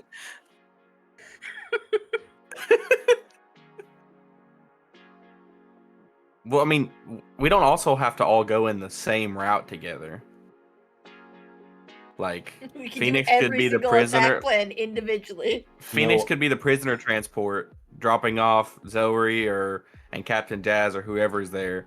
Some of us could pretend to be dropping off food or of something of that nature. Or Phoenix could drop off Captain Jazz as a prisoner transport. Zoe could go in as a doctor. I could go in as her guard. Or if Zoe needs to go in by herself as a doctor, me and Pete could go in as, food transports. Possibly Pete in a box. We don't know about that one yet. And then sneak off that way. Like, we don't have to stay together. I want to make sure you all know I fully endorse this plan of splitting the party. I am so happy right now. Yes, that's a great idea. We should do that. It's fantastic. Nothing Nothing could possibly go wrong. That may There's a sound reason I sarcastic. wanted Cambria to go with Pete. Because she's so tall, she'll take all the blaster fire and laser sword. it can fight, can tell everyone, don't fight. We can just leave. It's great.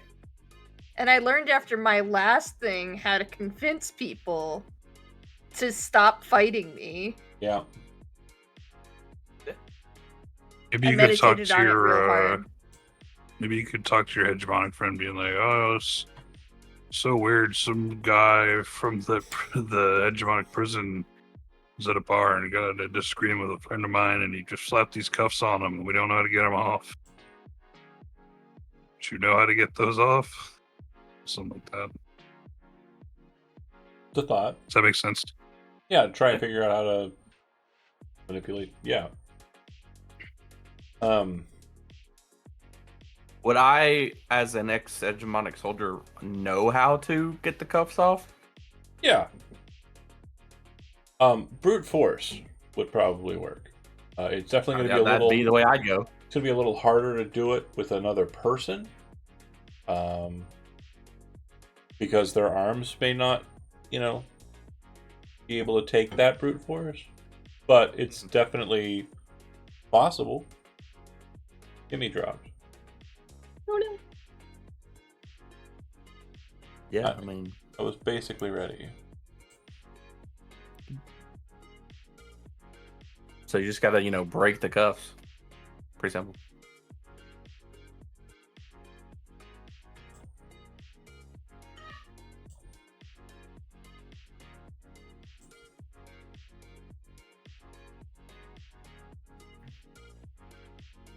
Nailed it. Okay. Yeah. Power is out at the Kimmy location. Cool. For those who are watching and were curious what just happened, I was able to get everybody to different squares, so we're all locked in. Again, any thoughts? Go big, or I don't know what else I could pull from, like, as a role player for like video game style role playing. Like you have a situation where you're kind of making up a lot of shit, right? Like you've been in this kind of situation before, and I'm obviously coming at it a bit awkwardly and trying to describe what I'm asking you for. If there's anything that you can think of, like that connects to any of the dots that have already been put out on the table, or is just a new thread that you're stringing along, no idea is too stupid. You're trying to break into a prison. Just describe how you want to do that. Like, who do you go to talk to? What's the thought process behind what you're trying to do? That's it. maybe because we don't have schematics, right, of this. No. If you want schematics, you gotta go to the cool guy. Yarn. Okay, only guy's the cool guy. We can't. There's no other. There's no other way to get the hegemonic blueprints to your knowledge. Now, is there something that you can think of that might lead you in that direction? Yeah, I did have to make up an NPC that, for some reason, started working with or selling Buy? Well, that type of document to the resistance. yeah, but we said this facility was older, right? And obviously the materials for it were kind of mined a long time ago, probably while you were a child. And so it might be the case that the planet you were on had facilities that operationally built pieces that might be present here. So you might have a contact from your olden days who rescued at a later point, or you could have someone planet side here on Amaranth that you're aware of that knows the location, and you have to go and talk to them. You gotta go talk to them, kind of situation. Again, any option you can think up and dream up, I'm gonna make it real. That's the point of the free play. So I just want to make sure, like, I know it's definitely a little bit different than we're used to doing, but this is the way it goes. So however you want to play it, what's your play?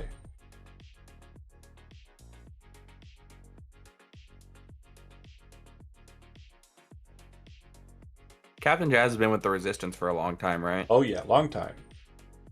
So, and we know the other quest that we had to do was to go get a spy out of the Resistance that was for the hegemonic soldiers, or for the hegemony.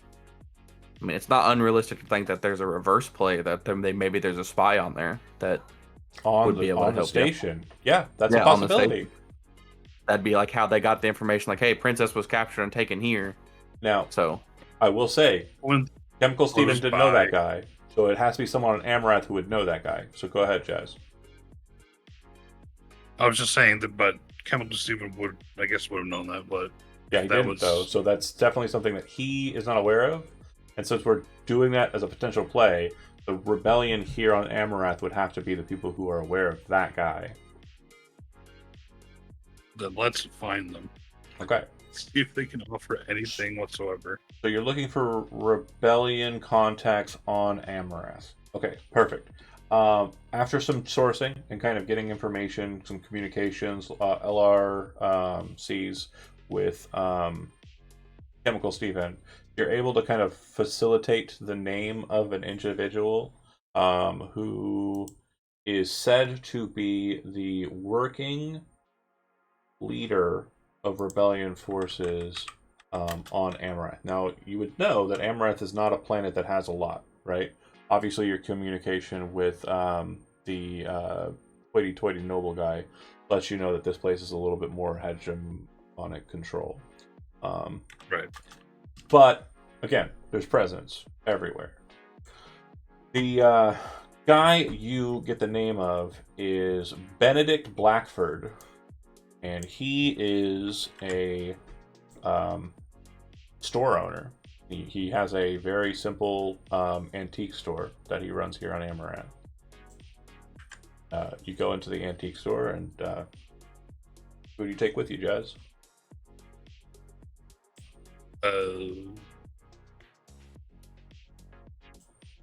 Probably take Pete and Cambria. Okay, Pete and Cambria. Okay. So the scene is you're walking into the antique store, and there's an older guy, kind of dressed in a bit of kind of fancy Dan kind of attire. He comes up to you, not knowing who you are, and kind of starts pitching you on the antiques that are present. Yes, you can purchase these old Crotatian chalices. They're quite good for your soul.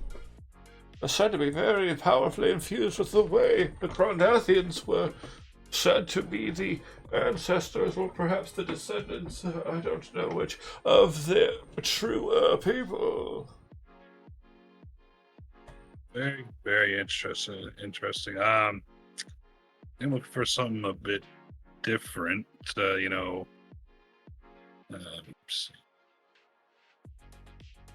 And You drop a code. You're the provider of this place? Yeah. What's the code?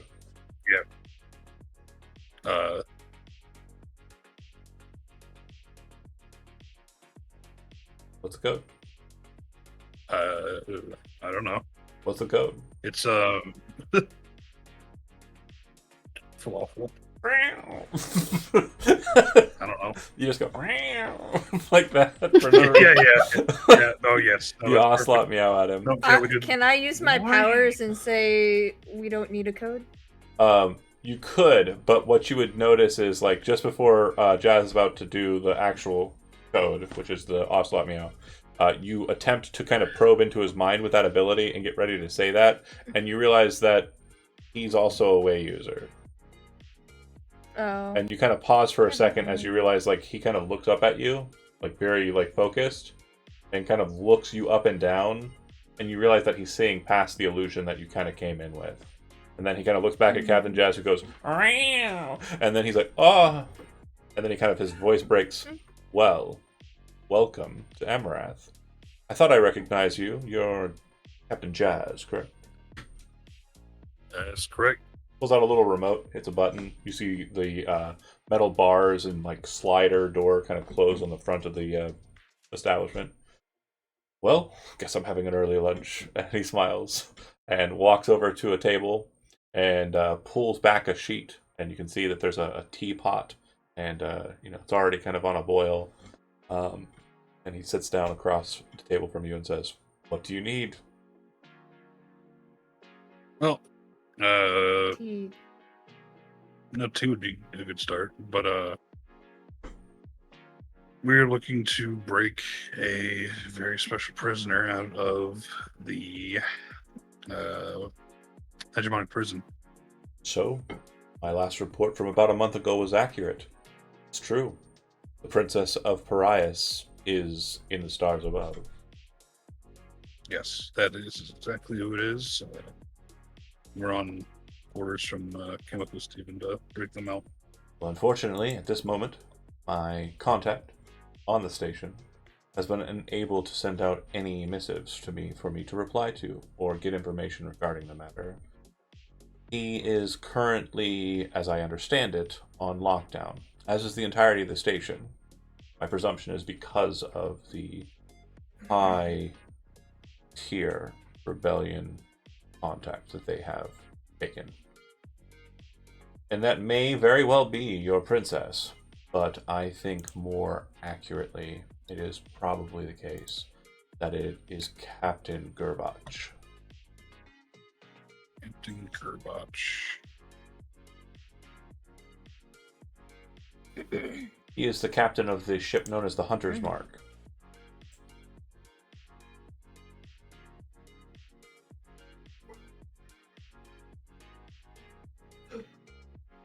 Bought it from some. Is that one I?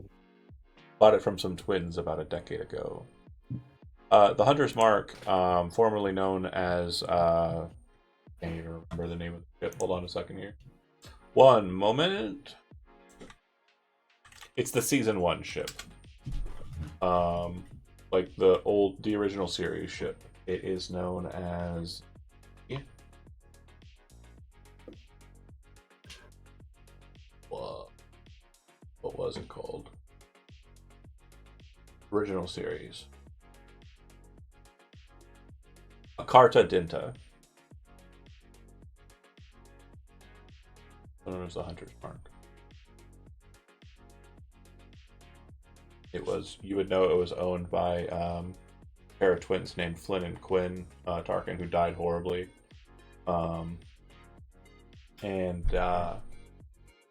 You would also know that Kane, the way user that you met on the very first episode, Cartel Dente. he was one of the crew aboard that ship. Okay. And you met some of the crew of that ship at what was the name of the planet? Where you actually did some rebellion shit and it wasn't on Price. The one before that. Right. Cogito. So the original crew were friendlies? Yeah, they were friendly-ish. I mean, Kane, they were part of the rebellion as well. It's just that some of them were, some of them died horribly. The ones that you met in the last season, though, were Kane. You obviously found him, right? And then you met Brunt and Mo, who were freedom fighters on Cogito, who were kind of like in leadership positions. And I think it was Mo who you were in kind of connection and contact with. He is a Moselic, which is the big red kind of marsupial creatures that have like prehensile eye stalks that come out of their fur. He was the one you kind of talked to when the hegemonic ship crash landed, and you went to go get the shit out of it and come back, and then you were attacked by the big walker. You remember that? Yeah, the giant one. Yeah. It was like frog shaped with a Gatling laser for a hand. Yeah.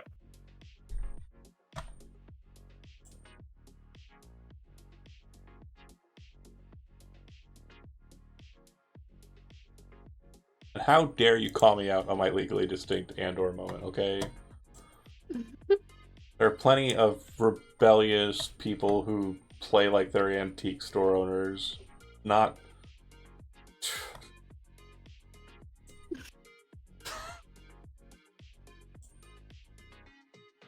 So, it could be Captain Gerbach. He is already up there. I think he was the captain of the star cruiser that your princess was on board. It could also be the case that he doing something else. I don't have the exact data. Fortunately, that wasn't able to be forwarded. My contact up there is an individual who will answer to the name of Veva. And if you are able to speak to them, they are a Mundushian individual. People would know Mundushians are kind of blue-skinned, have 6 fingers, and don't have a gender binary in their society. Sometimes have gloves. Sometimes have gloves. It is possibly the case that Mundushians are a descendant of the Ur people that you saw in the temple.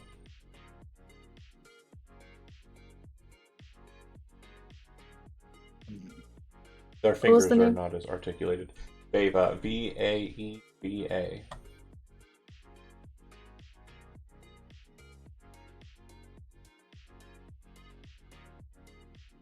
What position do they have? They are currently holding the position as a guard captain. I believe they are a guard captain of either the VIP section or one of the sections.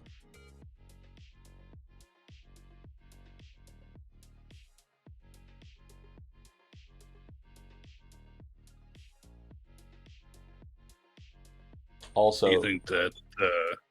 oh, go ahead. No, you go ahead. I was going to say, due to the space racism of the hegemony, it is not common to see Xenos people in positions of power like that.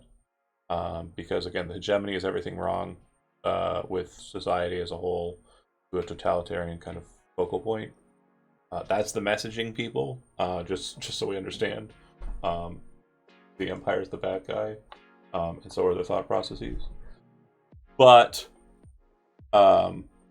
so that means that it'll be very easy for you to kind of point out this individual from the boring ass white dudes that are probably around them. Okay. Like me. So if we're able to get in contact with them on the ship, they'd be able to help us. Yes. Especially if they're the guard captain of the 12th section. It just, again, your contact here, Benedict, doesn't know exactly where Vaeva is stationed because they were being moved around a bit, and then audio silence. Do they have like comm tablets that they carry on board? Like communication, like walkie-talkies, effectively. No, like something iPads. something where I could send a discreet message. Yes, like if you had one on station, you would effectively connect to the Teams chat, and then you could like private message someone. Yeah. I gotta be right back. Okay. Because of course the hegemony uses Teams. As I said, totalitarian. Mm-hmm. They of course use Teams. Uses Microsoft Teams. Yes. I hate Teams. Hate it so much. Do. Bet you're about to get a cease and desist, John. Plagiarizing their application in the game. You know what my answer to that is?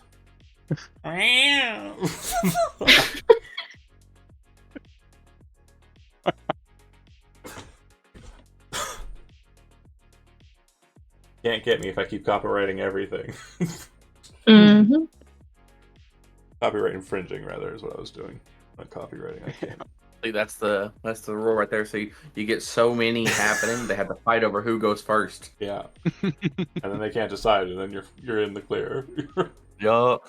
And that's how original ideas work, folks. That's how our legal system works. That's how our legal system works also. Yeah.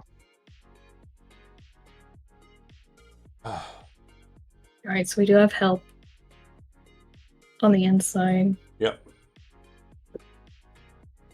That's great. And so they're either at 11, 12, or 1 o'clock on the clock. Good get. Anything else you want to get from Benedict, Jazz? Oh, sorry, Jazz stepped away. Anybody who's present, Pete and or Cambria, is there anything else you'd like to get from Benedict here? Schematics? What do you have in? I would like to bring tea back to the ship. Of course, absolutely. I unfortunately do not have direct schematics. However, there is information I can tell you regarding the location. I have potential answers to your questions. So if you would like, and you have questions about the station, you can ask him, and he may be able to answer them. And these could be answers to questions you've already asked and weren't able to get the answer to. So if there are questions that have gone unanswered, he might know. And his cat obviously has no idea. I'll tell you that. I don't know if you could hear. Oh yeah. Do you know exactly how long it takes for self-destruction should a section be ejected. My understanding is that that is something that does not happen.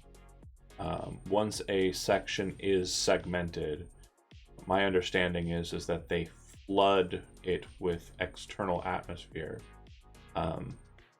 and the guards, as you'll note, are always in spacesuits, so they can detain and also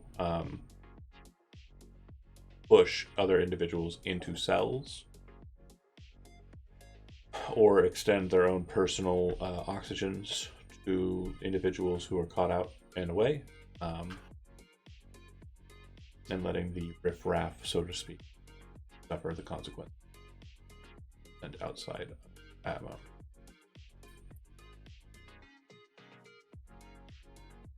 It did at one point have explosive devices.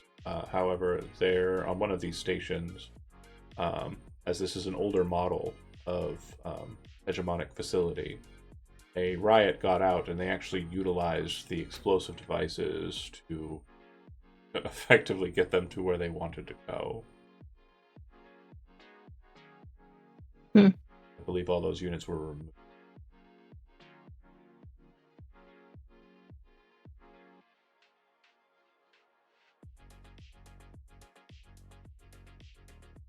Is the command tower, tower, portal, hub, weird thing at the top, the barrel. If I want to shut off power, there's a secondary closer to the actual fuel sources. Yes. It has its own power, its own connective power, correct. You wouldn't be able to shut anything off down from the main engineering level for the command station. Anywhere else on the ship would be possible. I don't know who told you that that would be possible, but it's very likely that they would just redirect their own power from the command station.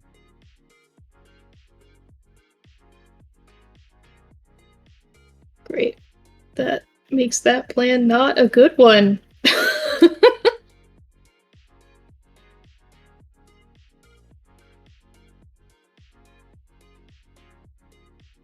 I mean, doing it might provide a temporary inhibition for them to disconnect, but it wouldn't be permanent. It'd be brief. Might give you a minute or two.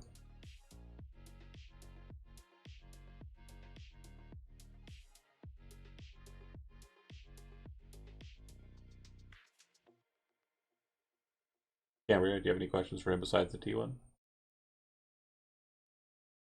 No. No questions about any other personnel on ship or on station? I mean, yeah. There is one question. Hmm. Do they know if there's any way users on the ship? It is my understanding that there is a way user on board the station. In what role? They are the leader of the guards. They are a member of the Concordiate Knights. Fantastic.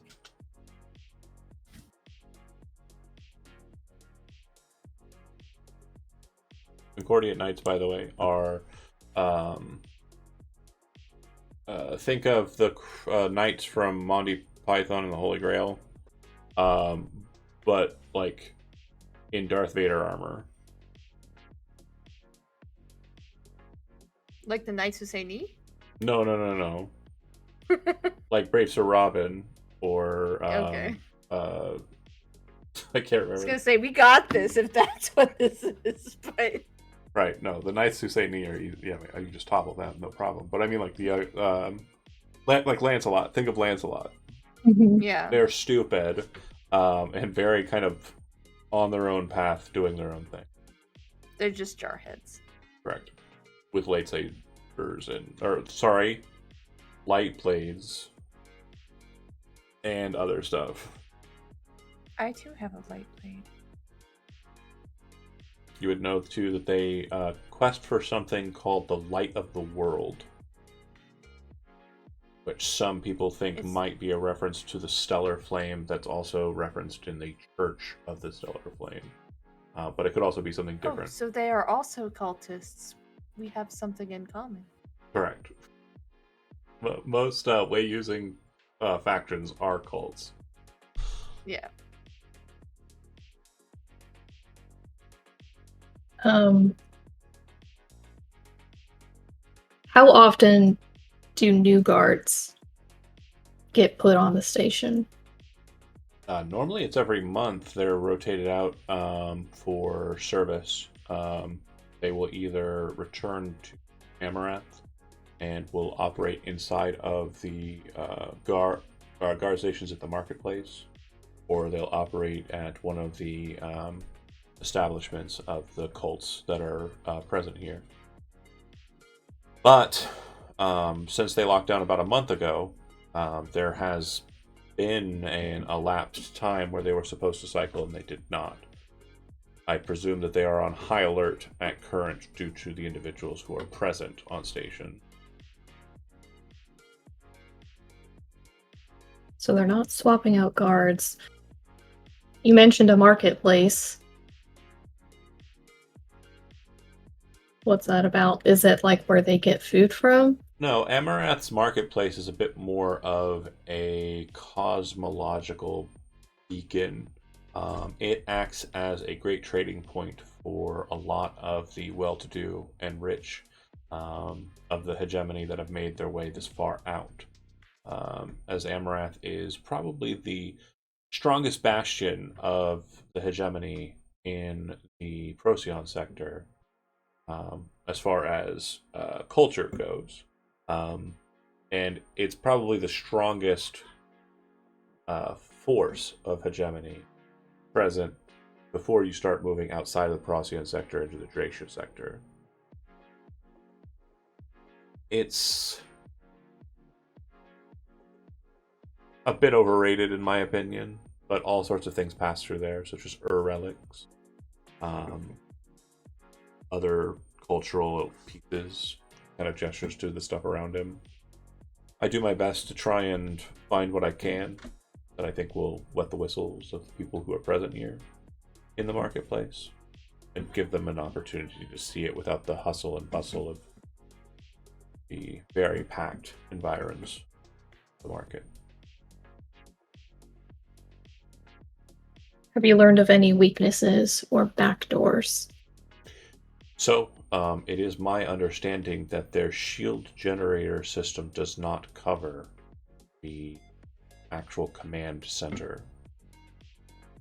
It is my understanding as well that the multiphasic array system that is defending it is not an offensive mechanism. It is a simply defensive mechanism that can stop incoming fire.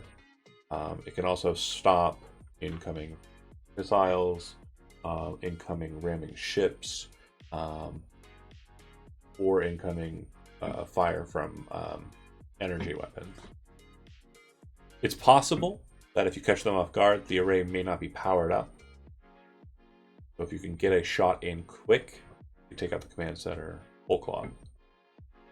However, that will signal the hegemonic fleet nearby would have a limited window of time past that point. Do what you. So if we do that and then combine it with the backing the other ship into the thing, we can get it done real quick, maybe.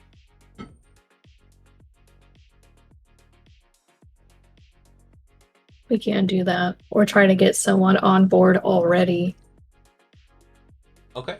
To locate them and then be ready for extraction. Okay. We're going to go ahead and put it to the table. Got it. At this point, we're going to decide what pathway we want to go through. So obviously, we're not going to get to the mission proper this evening, but I did want to give you a very large window to kind of functionally talk about it as best we can.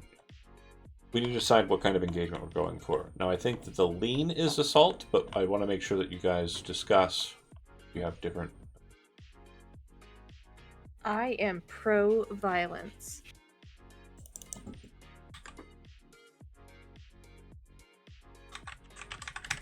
I am happy with assault, but I am also down for infiltration and sneaking, Artie in a box, or not Artie, Pete in a box. I'm back. Hey, bud. That Welcome would be pretty back. funny. We are should say- choosing how we want to do this. Real quick, do you have any questions further for Benedict? What they have gleaned is that they've determined there are a couple of weaknesses that he's aware of on the station. The multiphasic array is not an offensive weapon. They can't shoot you with it, so there's no attack back. And also, it's utilized for just defending the command station. And then the other parcel of information is that the sections, once blasted off, will not explode. Those were removed because of riot on one of these types of stations a while ago. They used the explosive devices to help their riot out of the prison. So they took them out of these types of stations. And what else did you learn? That's good. The interior That- shield doesn't cover the command center. Yeah, so if you get into the Yeah, interior so we shield, could you shoot the just- station. We And could take out the command center, and then they wouldn't be able to eject the different parts of the ship, I believe. Right? yeah, and then the Ring. last piece of information that was gleaned is that the guards are led by a Concordian Knight, which is a type of way user. Basically, imagine if Darth Vader and actually fuck Darth Sir Vader. Lancelot. Imagine if Sir Lancelot from Monty Python and the Holy Grail was mixed with was that Hazarat? Like, throw those together. Boom.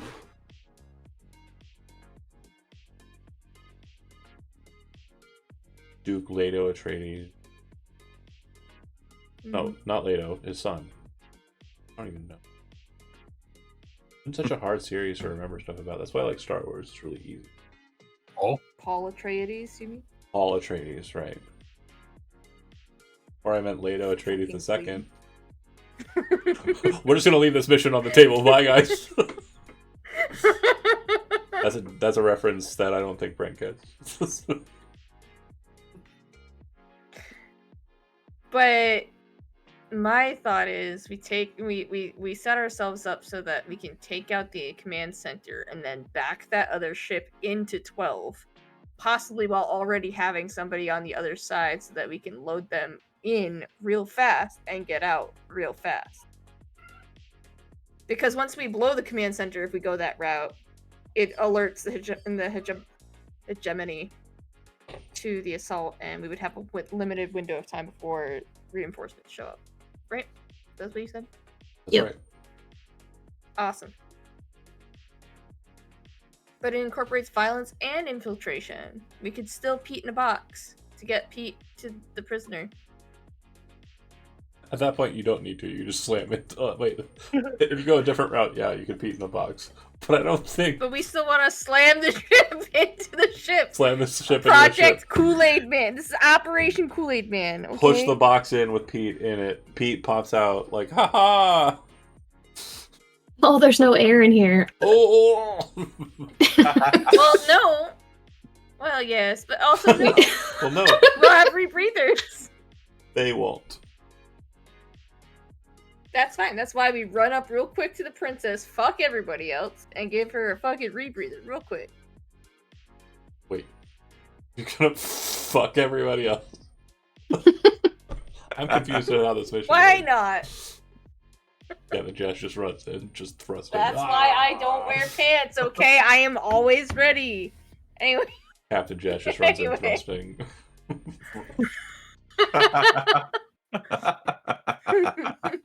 Okay, so obviously, jokes aside, assault is what we're leaning towards. Does anybody have any differences?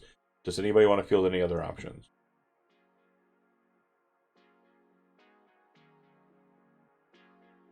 Kimmy, Michael, and John, obviously, have any thoughts? Can this space station navigate space, or does it have to stay in orbit? We already discussed, yeah, it can navigate space, it can move. Because another option that we haven't put on the table is hijacking. It's not going to outrun a fleet. It doesn't have, like, yeah, it doesn't have, it has I some, would like, imagine it wouldn't. it doesn't have, like, There's also like, yeah, there's like 500 soldiers just in the prison section. Yeah. So. It would be fun though.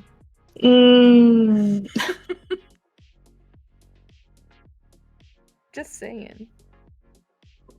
I'm sorry, it does not even have sublight. It just has impulse. And the ship that you commandeered, there's no such thing as hyperspace. I'm stupid. Those are done in the FTL gates. So, yeah, my brain dumb. Can't go hyper. There's no hyperspeed. I totally forgot. You can. The ship can, because you have an ability to jump to a gate, but... Right. Okay, assault. Locked in? I'm down. Okay. I'm just gonna go aboard. Well, we know we need a pilot and a gunner on board the Serenade. Because a pilot can pilot, but can't also shoot. So that means that the pilot is going to need to do the cloaking device pilot shit, and the gunner is going to need to do the gunner shit.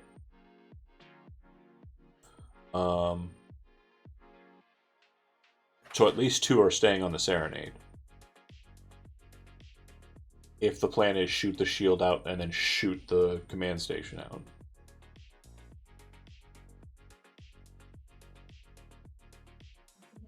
Okay.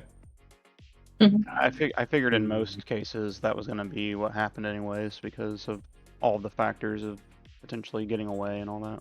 Yeah, I'm pretty sure the second that I mentioned you can shoot the space station, you guys were on board. Mhm. And the bird is also on board. Hell yeah. He's always on board for food. So, who is going to be on the ramming ship? Actually, let's focus up first. Who's going to be on the Serenade? Phoenix, obviously. Pilot. Yeah. Best pilot in the game. Definitely want him on there. Who's the gunner? We need someone with scrap. Again, the action you take is entirely up to you. But there are benefits to being someone who's good at scrapping that you might get for shooting weapons. I do shoot big weapons. It's true. Yeah. So Rhino I and want you Phoenix. on Big there. shooting weapons. Okay. So Rhino and Phoenix on board the Serenade. Pete is put into a food container for no reason and is going to be on the prisoner ship. And Cambria is not wearing pants, but is making people think that she's wearing pants, which is like wearing pants anyway.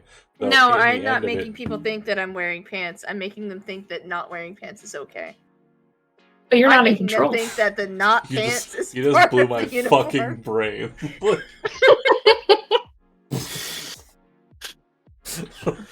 I can't even wrap my head Listen, around I'm not that. letting the patriarchy override I'm my mentally desire. telling them they're wrong. You guys are gonna run in. You guys are gonna run in, and then all you're gonna see is a bunch of people taking off their pants. It's like me Yep. too. You know what? If they're in space, This isn't that compromises regulation. them. So I think we're reverting back to the joke I made about we're gonna run in and fuck everybody. Like, so you run in, no pants. They realize it's okay not to wear pants. They just start pulling off their pants, and everyone's just like, Not just that it's What the okay not to wear pants, but that it is against like dress code to be wearing pants. yeah, sorry. So they must take off their pants and don't even understand why they're wearing Post-haste. pants in the beginning because they're obviously good soldiers, right? Or That would Exactly. distract them. It would distract them. They can't That- shoot at us and take their pants off. it's true. It's They true. could try. It probably wouldn't work out. I'm not gonna say. Also, my thoughts. Cambria needs to go on the ship in case that way user's nearby. Right, the Concordia Knight. I'll make him take his pants off too. It's a battle of the minds. Pants, no pants. And he's just like, The you know what? ultimate. No pants. Fuck it. YOLO. You only lose pants once. So Hey, I'll be on the ship. There will be no pants. So, heads up, Ryan. Rhino's in another section wearing pants. That's how they know he's not one of them. Okay, so going on board the ship, Jazz, Cambria, Pete, and Zelry. Zelry, are you going on the crazy mission, or are you staying on board the ship? I'll go. Okay. Based on everything at hand, it's possible that they're going to need a medic. Okay. Yeah. So, item loadouts. You are breaching through the bulkhead of the second ring, and entering into a potentially zero gravity space. Mm-hmm. A more than likely zero gravity space. You are then attempting to find a prisoner quickly, cure them, and bring them back onto the ship that you're going on? Or are you going to wait for the serenade? I think we should use a middleman ship. Shuttle, you have one. So then we have a new Shuttle, ship that yeah. needs to be piloted. Sure. Captain Jazz is Who else I can have- pilot? piloting. I Pete- have 1 point in helm. Pete is. You will not be able to do force shenanigans on people in direct while you're also piloting. So you're probably That's front. true. You're probably the front line. Light blade up, I blocking am. blaster fire. Pete can pilot a ship. I am Yeah. taking illicit drugs with me. Fair enough. Good. Captain Jazz certainly can pilot a ship. He's just not any good at it. That's why he keeps hiring people to I can do it. definitely scramble. And that's basically what you're going to want to be doing. It's going to be a lot of kind of tight moves and getting the fuck out of theirs. So, Not Yeah. good at scrambling. Zelry has a limited amount of training, I believe, in Helm, or probably not. What do you got? Zell? Negative. Do you have Negative. scramble or? Negative. Nope. Nothing in prowess. I'm trying to think. What other actions could do it? I'm looking at sheets. Hold on. You could probably fucking do hack or Mm-hmm. I don't have that either. I'm gonna hook up my Xbox controller and fly it that way. you could study and figure it out real quick. Okay. But again, the options are limitless with the actions. You can do whatever you want. But again, I'm just saying, options are available here. Zelry could pilot the Can shuttle. I doctor it? Can I doctor it? Yeah. You could study the techniques and like the plotting and planning of it. Like sit with Phoenix for a while and kind of just like pay attention and fake it until you make it. Is it just me or is John a robot? Robot. Okay, Yeah, he's a I thought it robot. was just me. I was like, fuck. Yeah, It's always he's me. robot. Hold on. let I me thought go I was upstairs. disconnecting again. No, of course not. Am I back? Yeah, you're back. Yep. Yeah. It do be happening sometimes. Okay. So yeah, you could fake it until you make it for sure.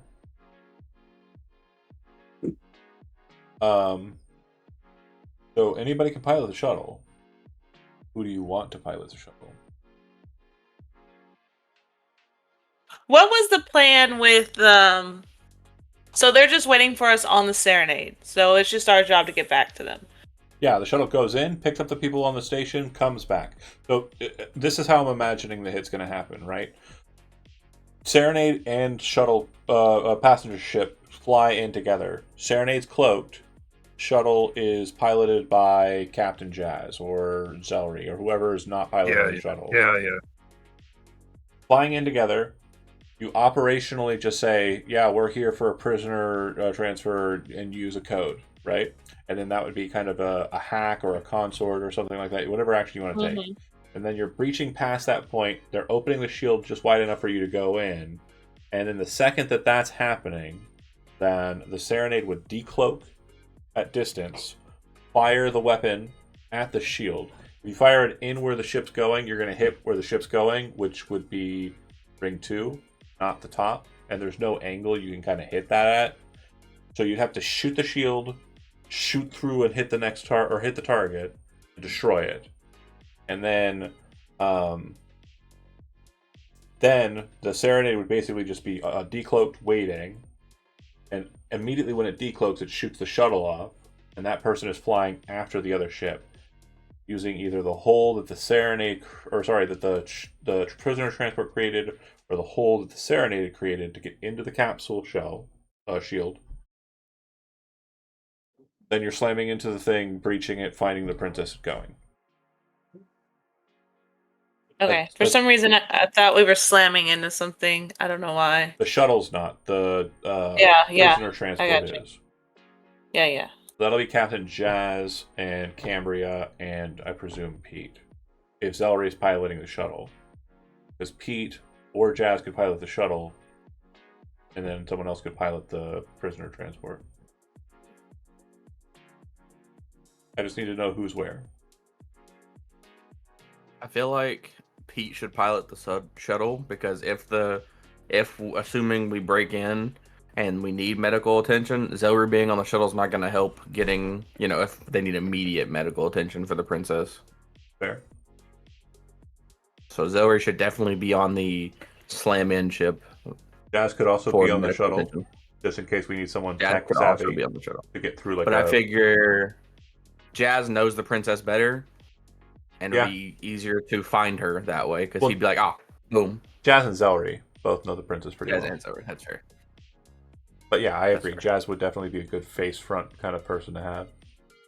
Yeah, and Jazz might know the other captain. If he's in the general vicinity, we could take him with us as well. He's never met him, but they might know each other by his own reputation. Yeah, he might know him.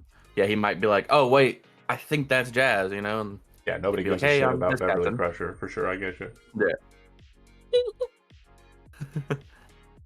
Okay, so locking in. Zelry's on the shuttle. Jazz, Cambria, Pete are on the attack ship. No, Pete's on the shuttle. Zelry's on the attack ship. Pete's on the shuttle. We're going Pete on the shuttle? Okay. I mean, I personally think that would be the best, but, everybody's can do... Confirm? What they think. I got to Bips and Hack. Okay. Yeah, you could definitely fuck around with a shuttle, no problem. I mean, you know how it works. It's just like the video games I play. What do you mean? You just don't know how to get a cloaking device to go on there. Soon. Soon. Okay, perfect. Then make sure your item loadouts are completed. Want those tracked and locked in. And then... When does our special armor reset, by the way? It resets. Cool. And then... Get to it. So, do we have any bonuses to engagement due to the ship? No, right? Just +1 on the gambits? I think so. Okay. Then I think we're going straight to it. Let's look at what the engagement roll here will have on it. Oh, hold on a second. I just got goofed and gaffed by my computer.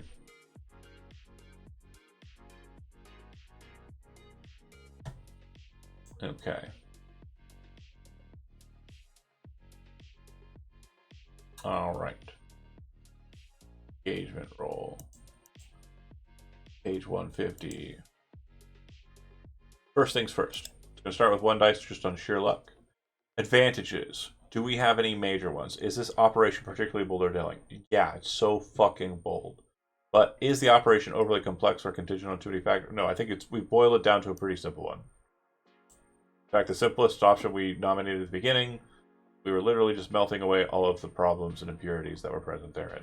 It is literally just slam the damn thing into a fucking station. Does the plan's detail expose the vulnerability of the target or hit them where they're weakest? I would say so. Yes. So we're looking at a total of +2 dice so far.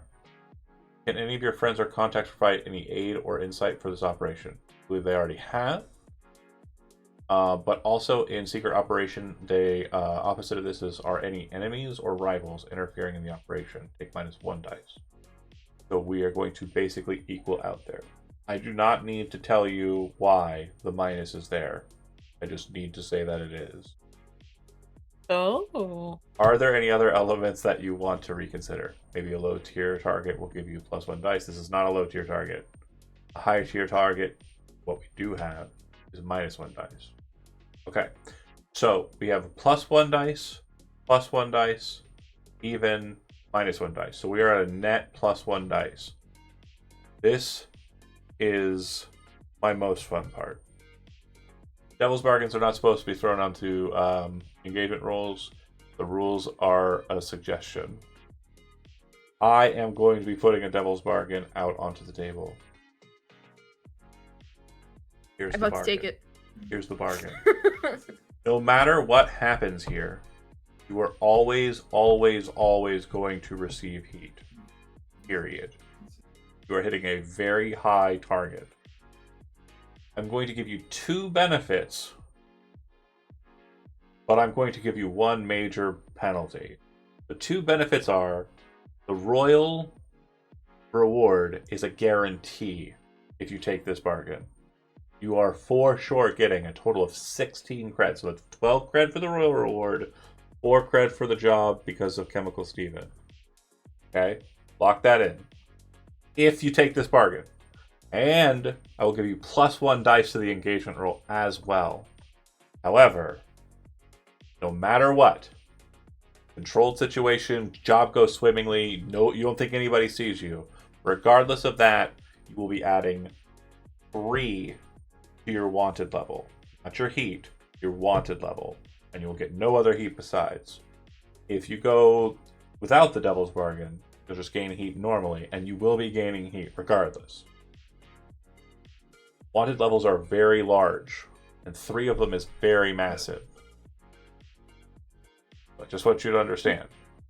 Not a guarantee that you get the royal reward, and +1 dice the engagement roll is pretty good. As a group, I need you to decide. My rule of thumb is always take the Devil's Bargain. So I'm pro. Guarantee money. Guarantee money.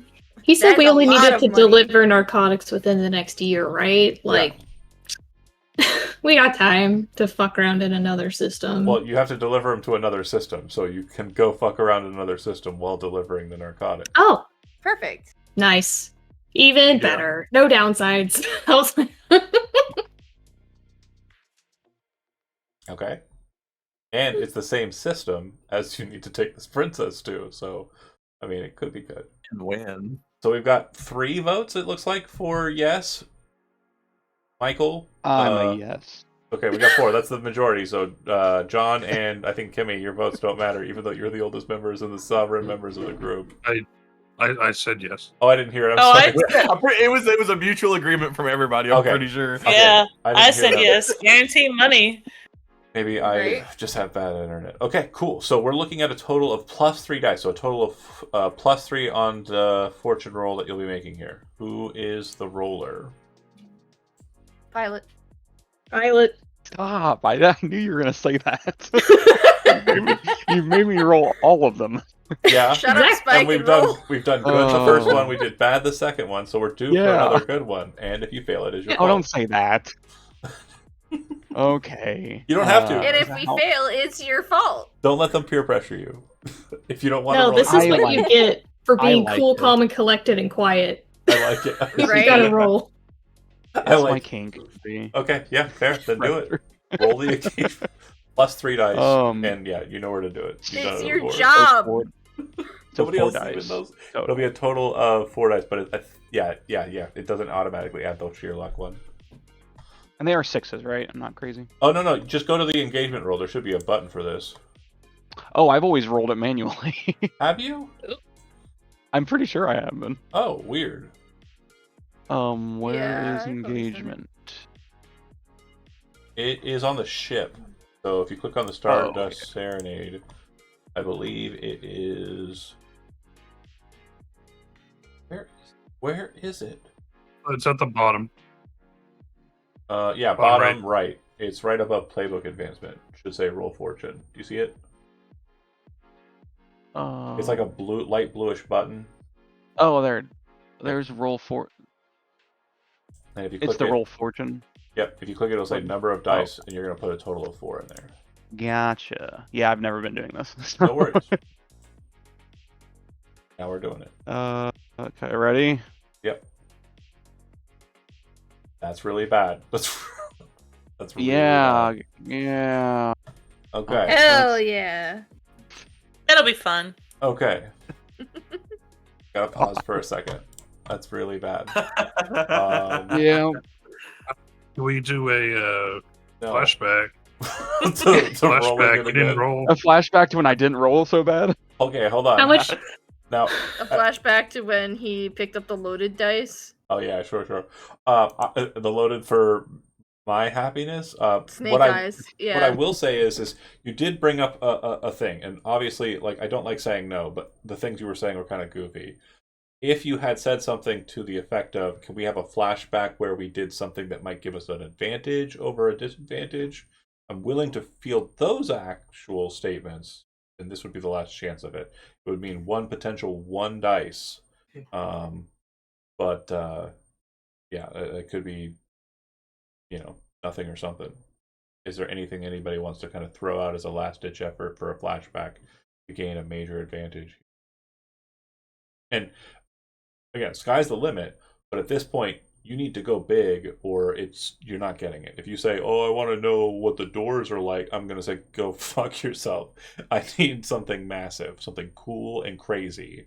Like, literally, the stupider the dupider. Like, this is what we're doing if you want to go to Jupiter. It had to rhyme, I'm sorry. Maybe also have missiles. You also have missiles. True. This isn't incorrect. So like in prep for this, could we have like obviously we're gonna have to have people prep up on how to drive ships, right? Yeah. But to make sure Big Gun works, could we have like blown up meteoroids or something to try to test it? No, that's not going to help. No, I mean, No? it Okay. needs to be functionally crazy. Like, whatever you're thinking Okay. of can't be something like, "Oh, this is benign," and wouldn't even make it into it would be on the cutting room floor for a montage about you setting up. So what if me and the other person in the people in the shuttle and the what is it, the hegemonic ship played like this universe's version of Ace Combat and like the full seats? I don't think you guys are It's understanding. like Phoenix. I don't think you guys are understanding what I mean by big. You guys are talking about like, "Oh, in the thing we prepped harder." Prepping harder is not going to change the factors here. What I'm talking about is the flashback needs to be to something like something crazy, something like wild, like something insane.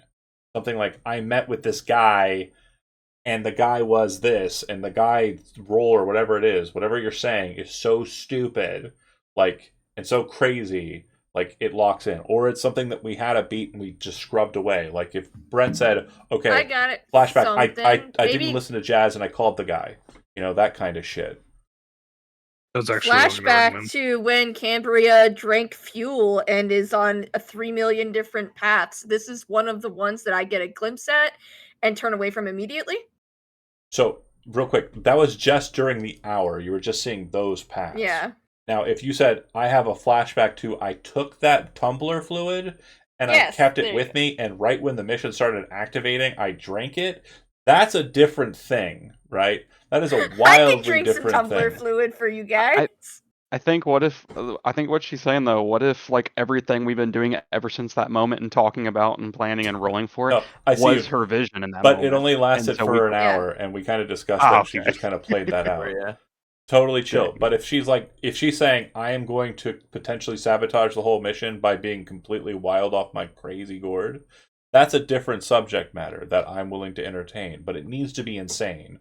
It needs to be like we were just discussing. Rhino calls the hegemonic contact behind Jazz's back, or like, something crazy like that.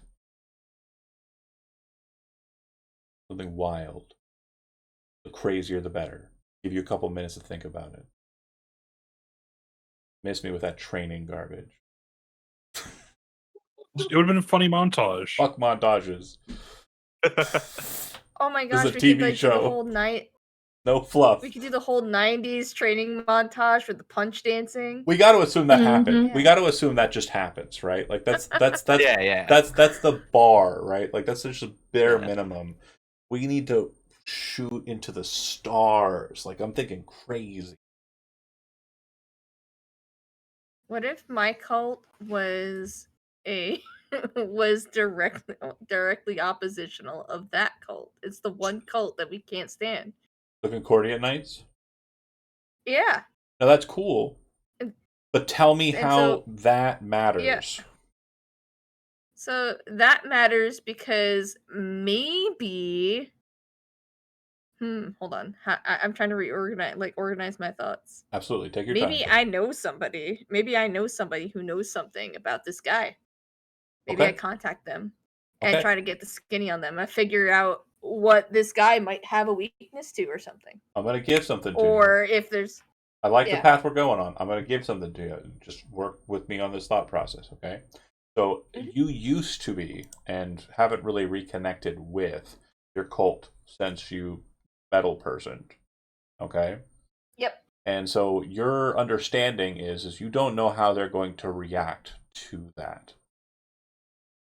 The cult is present on Amarath, as are a number of other hegemonic way user cults.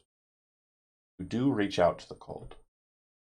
You explain to them that you are aware that a Concordiant Knight is being used by the hegemony to guard this station. But in doing so, you bring to light that you are present and you are currently working with a rebellious force. This will grant you an advantage in that they will remove the Concordiant Knight. If the role in the engagement here is a success, he'll be gone before you get there. He will still be there if not, but it will give you an additional dice. However, there is a rub, just like there was going to be a rub with Rhino's situation. Okay. They try to commandeer you to remain here.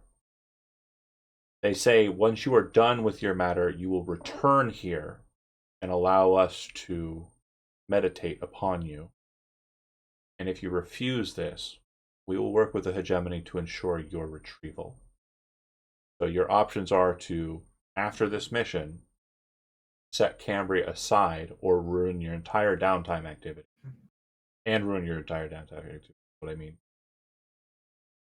Or further increase the wanted level we already have ensured is going to be very massive.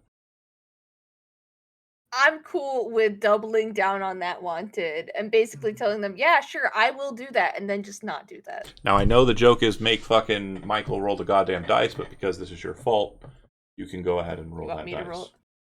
Am I re-rolling the whole thing? Nope, you're just rolling 1d6. 1d6. Okay. I don't know. Just letting you know. I don't know, man. I'm trying. If this is a 6, okay, it's a 4. So 4 and 5 is a success. Go ahead, what were you going to say? I was going to say, can I also call my guy and up our wanted level again to get an extra dice or no? You guys are literally playing with fire. But yeah, I'm fine with that. I'm okay for you burning your entire life down. That's totally chill. Yeah, if everybody else is, well, fuck it. It's behind Captain Jazz's back, so.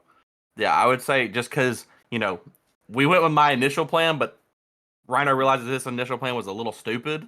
So he would definitely call and be like, hey, maybe I can get some help, like call him, hey, so like, I got a guy who was arrested and I'm pretty sure he was taken to a special one, not a cryo one. Okay.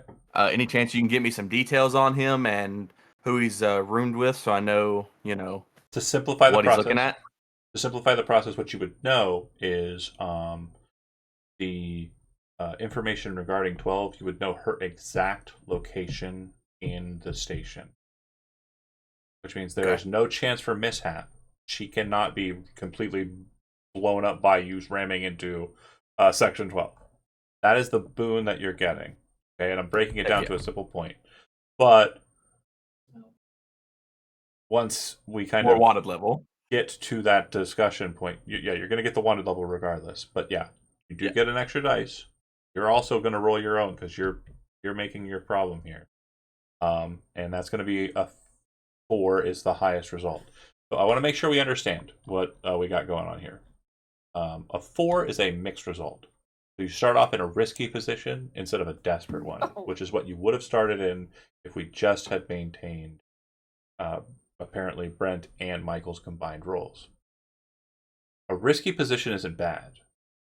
A risky position is also a success in a sense, in that it will, like I promised, if the roll was good enough, the Concordiant Knight would be removed from the equation before you get there. So that is a boon I'm giving you. However, due to the conversations that were had besides and the initial roll result, the penalty that I am implying is that the wanted level that you already have is the reason why this starts off as risky. You've been flying around all willy-nilly without issue on Amaranth, hegemonic planet, and you've landed outside of the city and tried to maintain caution. Your ship is very distinct. It's an older style ship that was built by the and is very much a ship that is noticeable. There aren't many ships like your ship flying around. And you've been spotted. So they know you're acting in and around this area. As you make your way to the station, you're pretty sure that the hegemonic fleet is probably closer than it was before. Second that command station goes down, it might be sooner rather than later that they arrive on the scene. We'll see how it goes.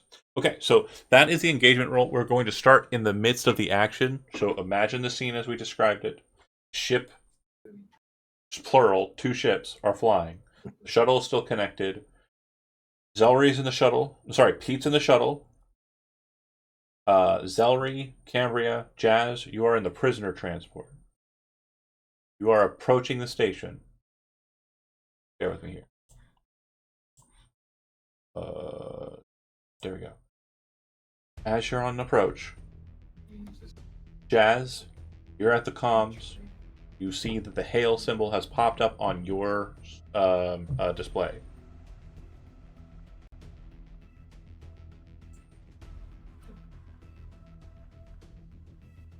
Hit the button. Identify yourself. We need your codes.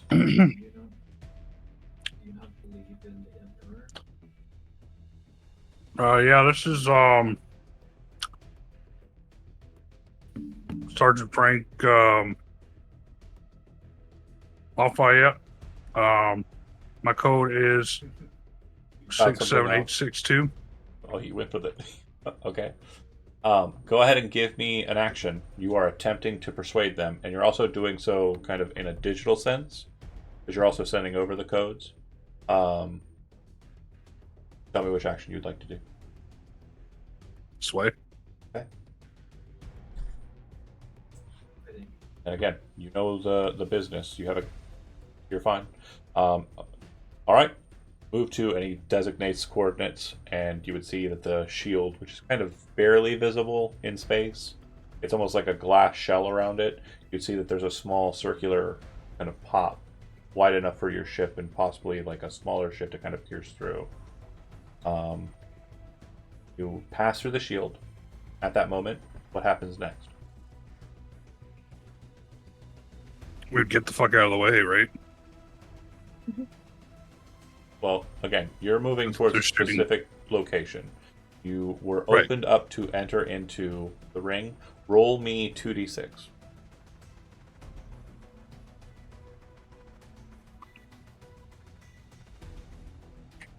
Okay, so you were segmented to go to Station 4, which is not too far away from 12 when you think of it in a clockwise patterning. Your goal is to go to that location once you get in, so you're kind of moving straight to 4, and then you need to move to 12 to get to where you want to be. So you start doing that.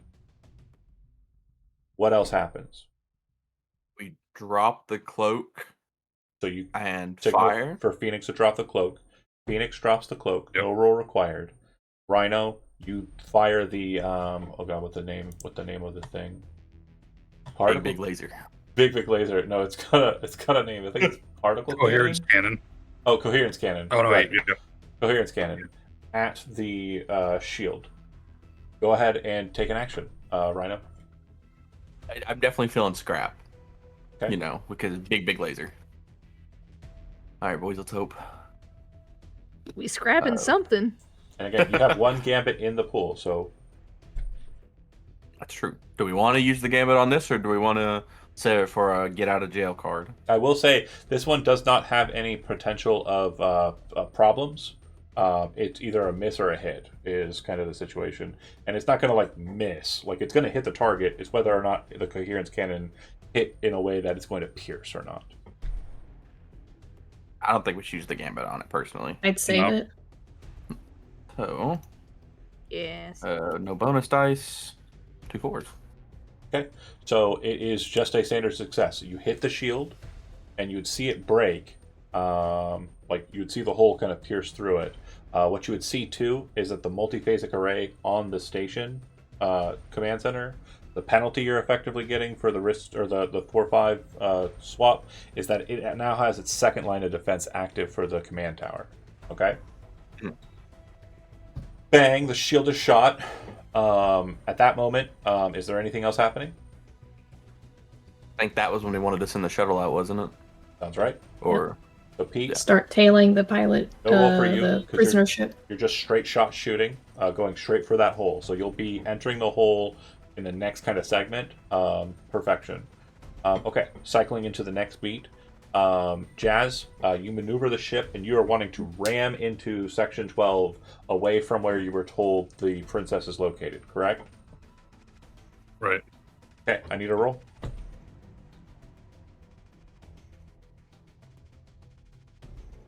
Okay. So you slam into it. It smashes into the side of it, breaks it open. You're able to kind of hit it in a fashion where you'll be able to exit out into it. However, due to the structural integrity of the side facade and your ship being harder than that because it's an older style ship, you break out a lot more of the paneling than you wanted to. Everything inside of the main area and also the prison cabins that you slammed into are now at mode. So you see a bunch of shit fly out, a couple of people in orange jumpsuits go flying out, smashing into the side of the ship, and a couple of hegemonic soldiers go flying out as well. A couple of them are able to kind of secure themselves with mag boots, but a couple don't quite hit the button quick enough. So you are going to be entering into a space of zero gravity if you exit the ship. Which, if you prepared for, you should have spacesuits on and are ready to go with that. Cambria and Zelry, I believe, since you're not piloting, you'd be on the ready to kind of make your way out of this craft. Are you in spacesuits or no? Flashback. I get a spacesuit. Add it to your loadout, switch out whatever you need to make it happen. If Is you don't- armor Okay. technically a space? Armor is technically a spacesuit, yeah. Yeah, I got armor. Yep. Cambria, I would say with the way you don't need it. Like, if you wanted to say Yeah. you're like, especially since you're part robot, if you want to kind of functionally not care, you've already survived in I Zero would like G. to functionally not. Yeah, we've done that. That was my origin story. Yeah, actually. your origin story was you surviving in Zero G. Absolutely chill. Okay. Door opens. Thanks, Ula. You enter in. You see there's about 3 hegemonic soldiers who are positioned there. Cambria, you're kind of rushing in to engage them, I'm assuming? Yep. Okay. Go ahead and give me an action. I am going to. I'm just gonna sword them down. I'm gonna use attune and throw my blade at them. Okay. So that's an attune roll. We are risky right now, correct? Yep. Yes. And standard effect. And standard effect. No bonus dice. Do it. Okay. So with the success, what you realize is as you're kind of throwing the blade, you kind of arc it and try and hit all 3 of them at once. And what you realize is as it cuts into the first one, the one in the back is shooting the other one in the back. And you realize that that's not supposed to happen. So you kind of tuck the blade in midair and pull it back to cut the guy he just shot and bring the blade to you. Yeah. And you're looking at the guy. What do you say to him? Welcome aboard.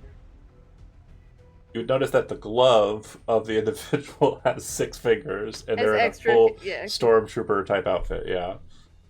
Okay.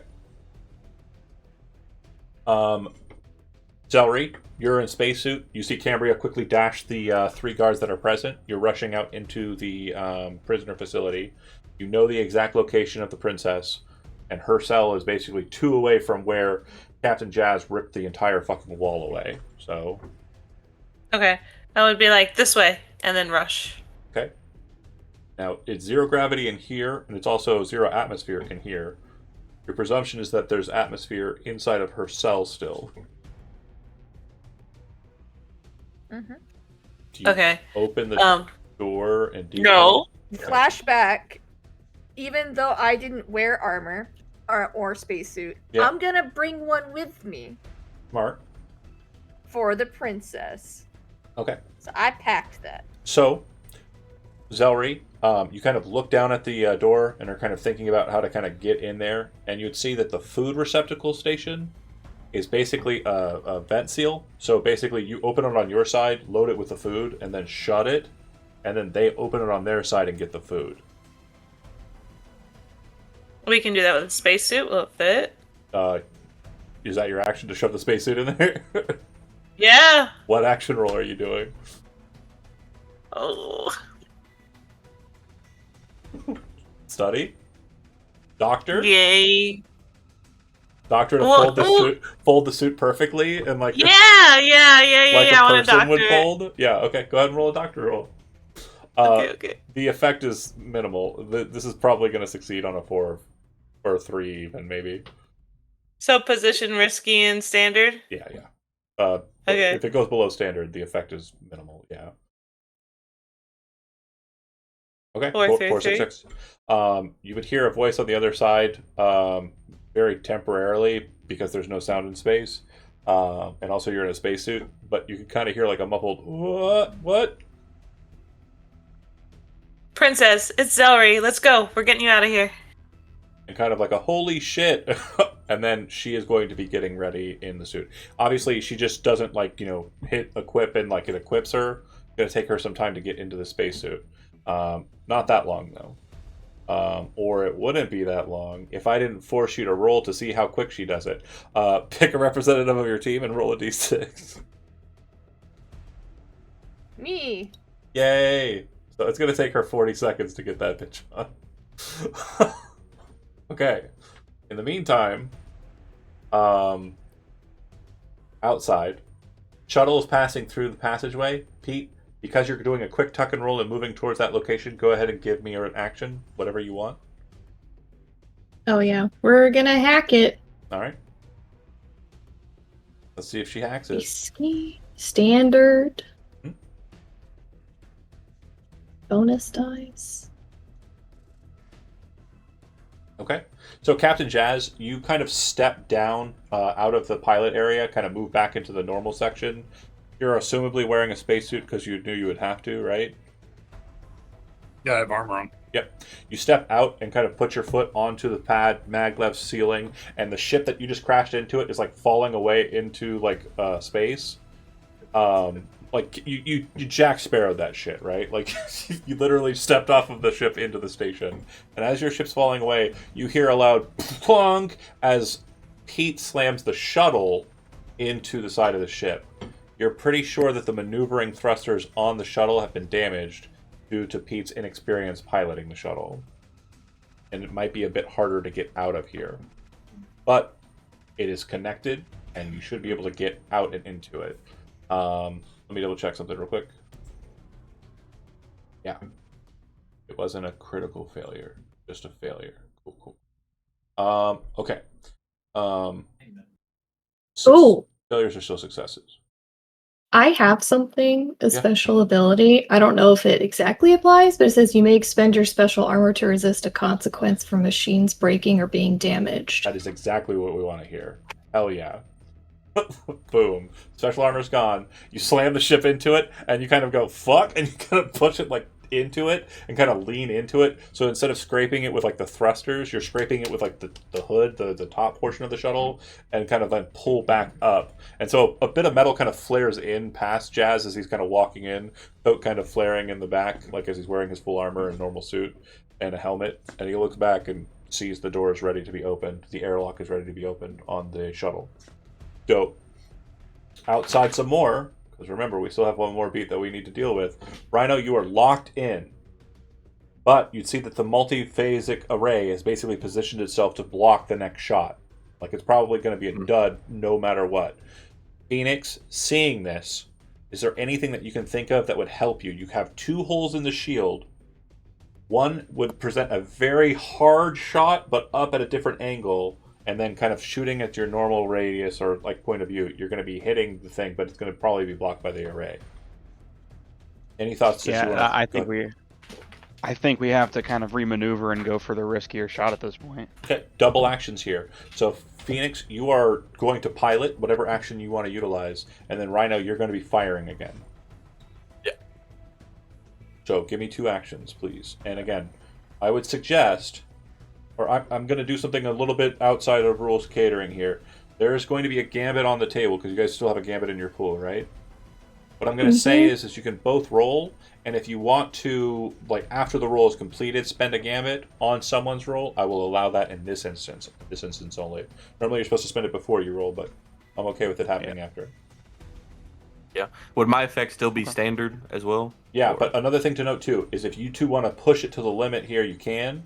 Gain 2 stress for the push, and also because you're working in tandem together, you're effectively helping each other, but you can actually help each other. Because targeting also works with the ship, and he can kind of maneuver it so it's angled perfectly, and vice versa. You can kind of move the cannon so he doesn't have to go so hard. So if you want to assist, you can also pay 1 stress and give the other person an extra dice. I'll pay 1 stress, and it's 2 stress to push and add an extra dice. That's right. I'll do that as well. Okay. Yep, I'm doing the same. Okay, so I'm you should have plus giving you the 2 dice to both of you on this. You guys are going hard in the paint on this shit. The shot has to hit. And Okay. at this point, I'm going scramble. Because that feels thematic. Heck yeah. You Plus said 2 it's plus additional 2 dice. 2 dice, so 3 dice total. Cool. Okay. So at this point, I'm going to explain something to you. The shot is good, but the shot will have a limiter. Because you rolled a 4-5, it kind of enters a position where it's a mixed result. You're not getting exactly what you want. You're succeeding, but you're not getting exactly what you want. What I will say is But I if you could spin the gambit. and roll a potential 6 on that. 6. Yeah. Yeah, just in case. You want to try it, and is everybody cool with that? Is everybody okay with me trying it? Yep. I'm cool with it. I got 3 people. That's enough. Damn. So- that would have been epic. The move is perfect, flawless. The shot is fired. It hits. The command tower breaks. You watch it explode outwards. Okay? However, when you hit it so it destroys the multiphasic array, and you hit it so it destroys most of the command structure, but you can see that the signaling beacon is still active, which means that it is able to get the message out in full, and the hegemonic response time is now quantifiably less. Like, they will be here soon. Okay, so mission success for their part, but you guys might have problems getting out on your own, and you know the shuttle will not be able to outrun a hegemonic fleet. It needs to get back to the ship. On site, you're waiting. The doors open. 5 more hegemonic guards burst in on Zelry and Cambria and Captain Jazz. Each one of you has an action to respond to them. What's it going to be?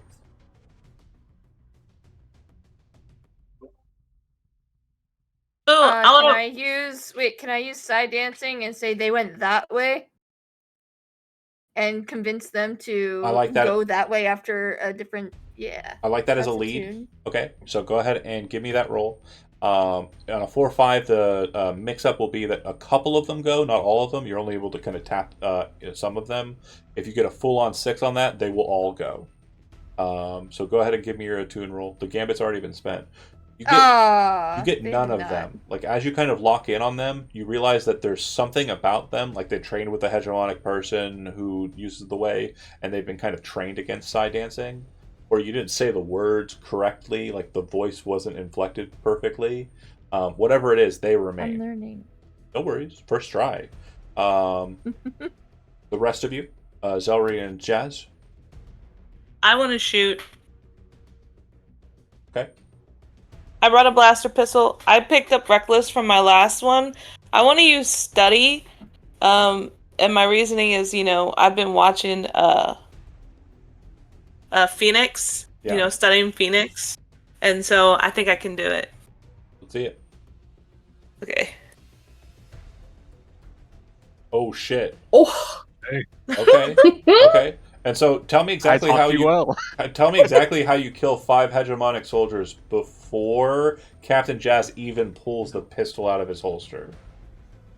Well, I am a doctor, so I know the most efficient places to shoot. So it would be like starting from the center outwards to each one, whoever's closest from the center out. Perfect. And just be just like Phoenix taught me. And so you're shooting, right? Like blaster wise? Mm-hmm. So like you're also doing that thing like in like Sherlock Holmes with Robert Downey Jr. where you're like exploring like the exact positions and you're like, if I hit this one in the yeah. in this section, it will go right through his neck guard and slam into the chest of the other one, debilitating their cardinal functions. It's like that kind of shit. And you're just like, you shoot like 3 shots and you kill 2 on 2 shots. And then you kill the last one in the last shot. And literally, Jazz hasn't even pulled the pistol out yet. And you can see that the turncoat, Beva, is kind of like pointing the plasma rifle at them. Like, literally turns and it's like, oh. No action needed from you, Captain Jazz. But if you'd like to take one, you're welcome to throw something out there if you want to add something to the element. I actually had... When you have a detonator, it's implied that you have an explosive, right? The detonator is a thing that explodes, yes. He was actually had a detonator in his hand. So he wasn't going for a Slowly pistol. puts it away. He's like, I have a grenade. Oh, well, yeah. Looking at Celery like, okay. Where the fuck did that come from? Where was that planet side? Jesus Christ. Okay. The door opens and the princess comes out in a spacesuit. And she looks at you and kind of like very quickly gives you a quick hug, Zelry. But you're like, we don't have time for that shit. No, when she goes in for the hug, I'm just going to grab her and pull her along. It's just like instant. Move, move, move. You board the shuttle. Once on board the shuttle, Pete, you are still in the driver's seat. Jazz, again, she succeeded. The shuttle pretty scratched the fuck up, but none of the systems are damaged. Again, if you want to take over the driver's role, you can, or leave her in position to get you out. It seems like it's going to be a rush job, though, so letting her just keep I'll at take it over. You rush and take over? Okay. A bit of misogyny there. That's fine. No, Pete would definitely be like, please, please, please take this away from me. I almost fucking died. And she moves over to like the status tracker, like the engineering station, and is immediately kind of looking at the shuttle to see if anything's broken, and it's like surprised as fuck to realize it's just a bit of armor scratching on the side. She's like, nailed it. Jazz, you're scrambling. Yeah. Okay. Success, but with conditions.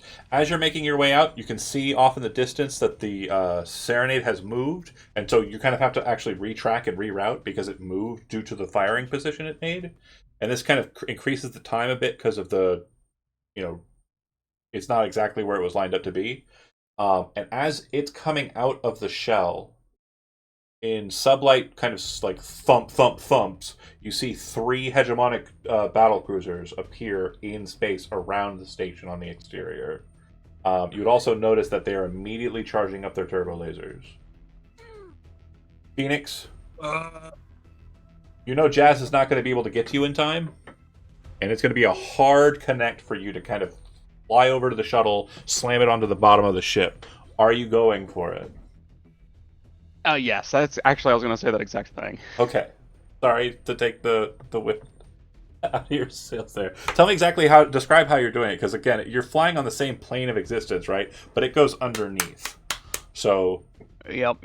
So, literally, it's going to be kind of like I'm flying towards them at first, and then I'm gonna try to essentially whip it around to where I kind of do like a lateral. I don't know how to really explain it. Like a barrel I kind of roll? like, in a way, I kind of like do the thing where like big jets can like go nose up, but still moving forward. Oh, dope. So I do that, nose up, and then kind of like start turning, so that way I can go back in the opposite direction You're once gonna like they scoop attach. us? Yeah, you scoop and then flip Essentially, ass yes. over tea kettle and fly the other Yep, direction. yep. Okay, I love that. Damn. So real quick, the only person who can assist you in this, or the only two people who can assist you in this, are either Rhino or Jazz. You can stress yourselves out to give +1 dice to the piloting roll here. Yeah, definitely. Okay, locking in. All right. Okay, so that's +2 dice, and you can push yourself again if you want to, Phoenix. I'm going to. Okay, so the effect on this is going to be great. That's the only difference besides the rolls we've been rolling so far.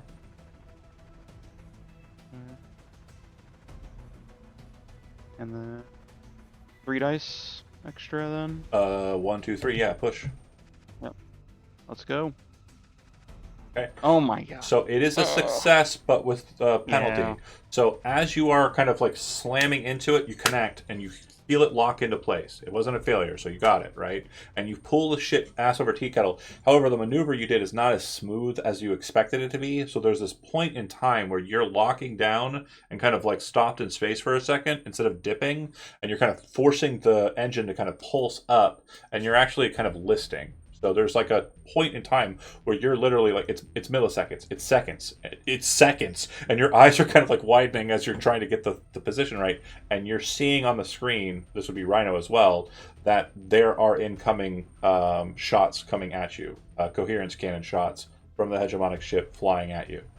Slam, slam, slam. Everybody who's connected, like inside of the shuttle, you can feel the entirety of the space like rocking and shaking. And you can also feel that the ship has been hit several times by the coherence cannon and is heavily damaged. The ship is able to fly because you succeeded, and you're able to make it to where you need to go. I need someone to roll me a d6. I don't care who it is. It'll be the last momentary thing I think that we're going to get for the session. But I did it. It was not a 6. If that was a 6, then the thing that you were wanting to do here in this kind of last beat wouldn't be possible. There's one way you can escape from this situation instantaneously. Do you know what that is? Jump drive. That wasn't a hand, that's a cat's tail. That's a cat's tail. Yes, jump drive is correct, Jazz.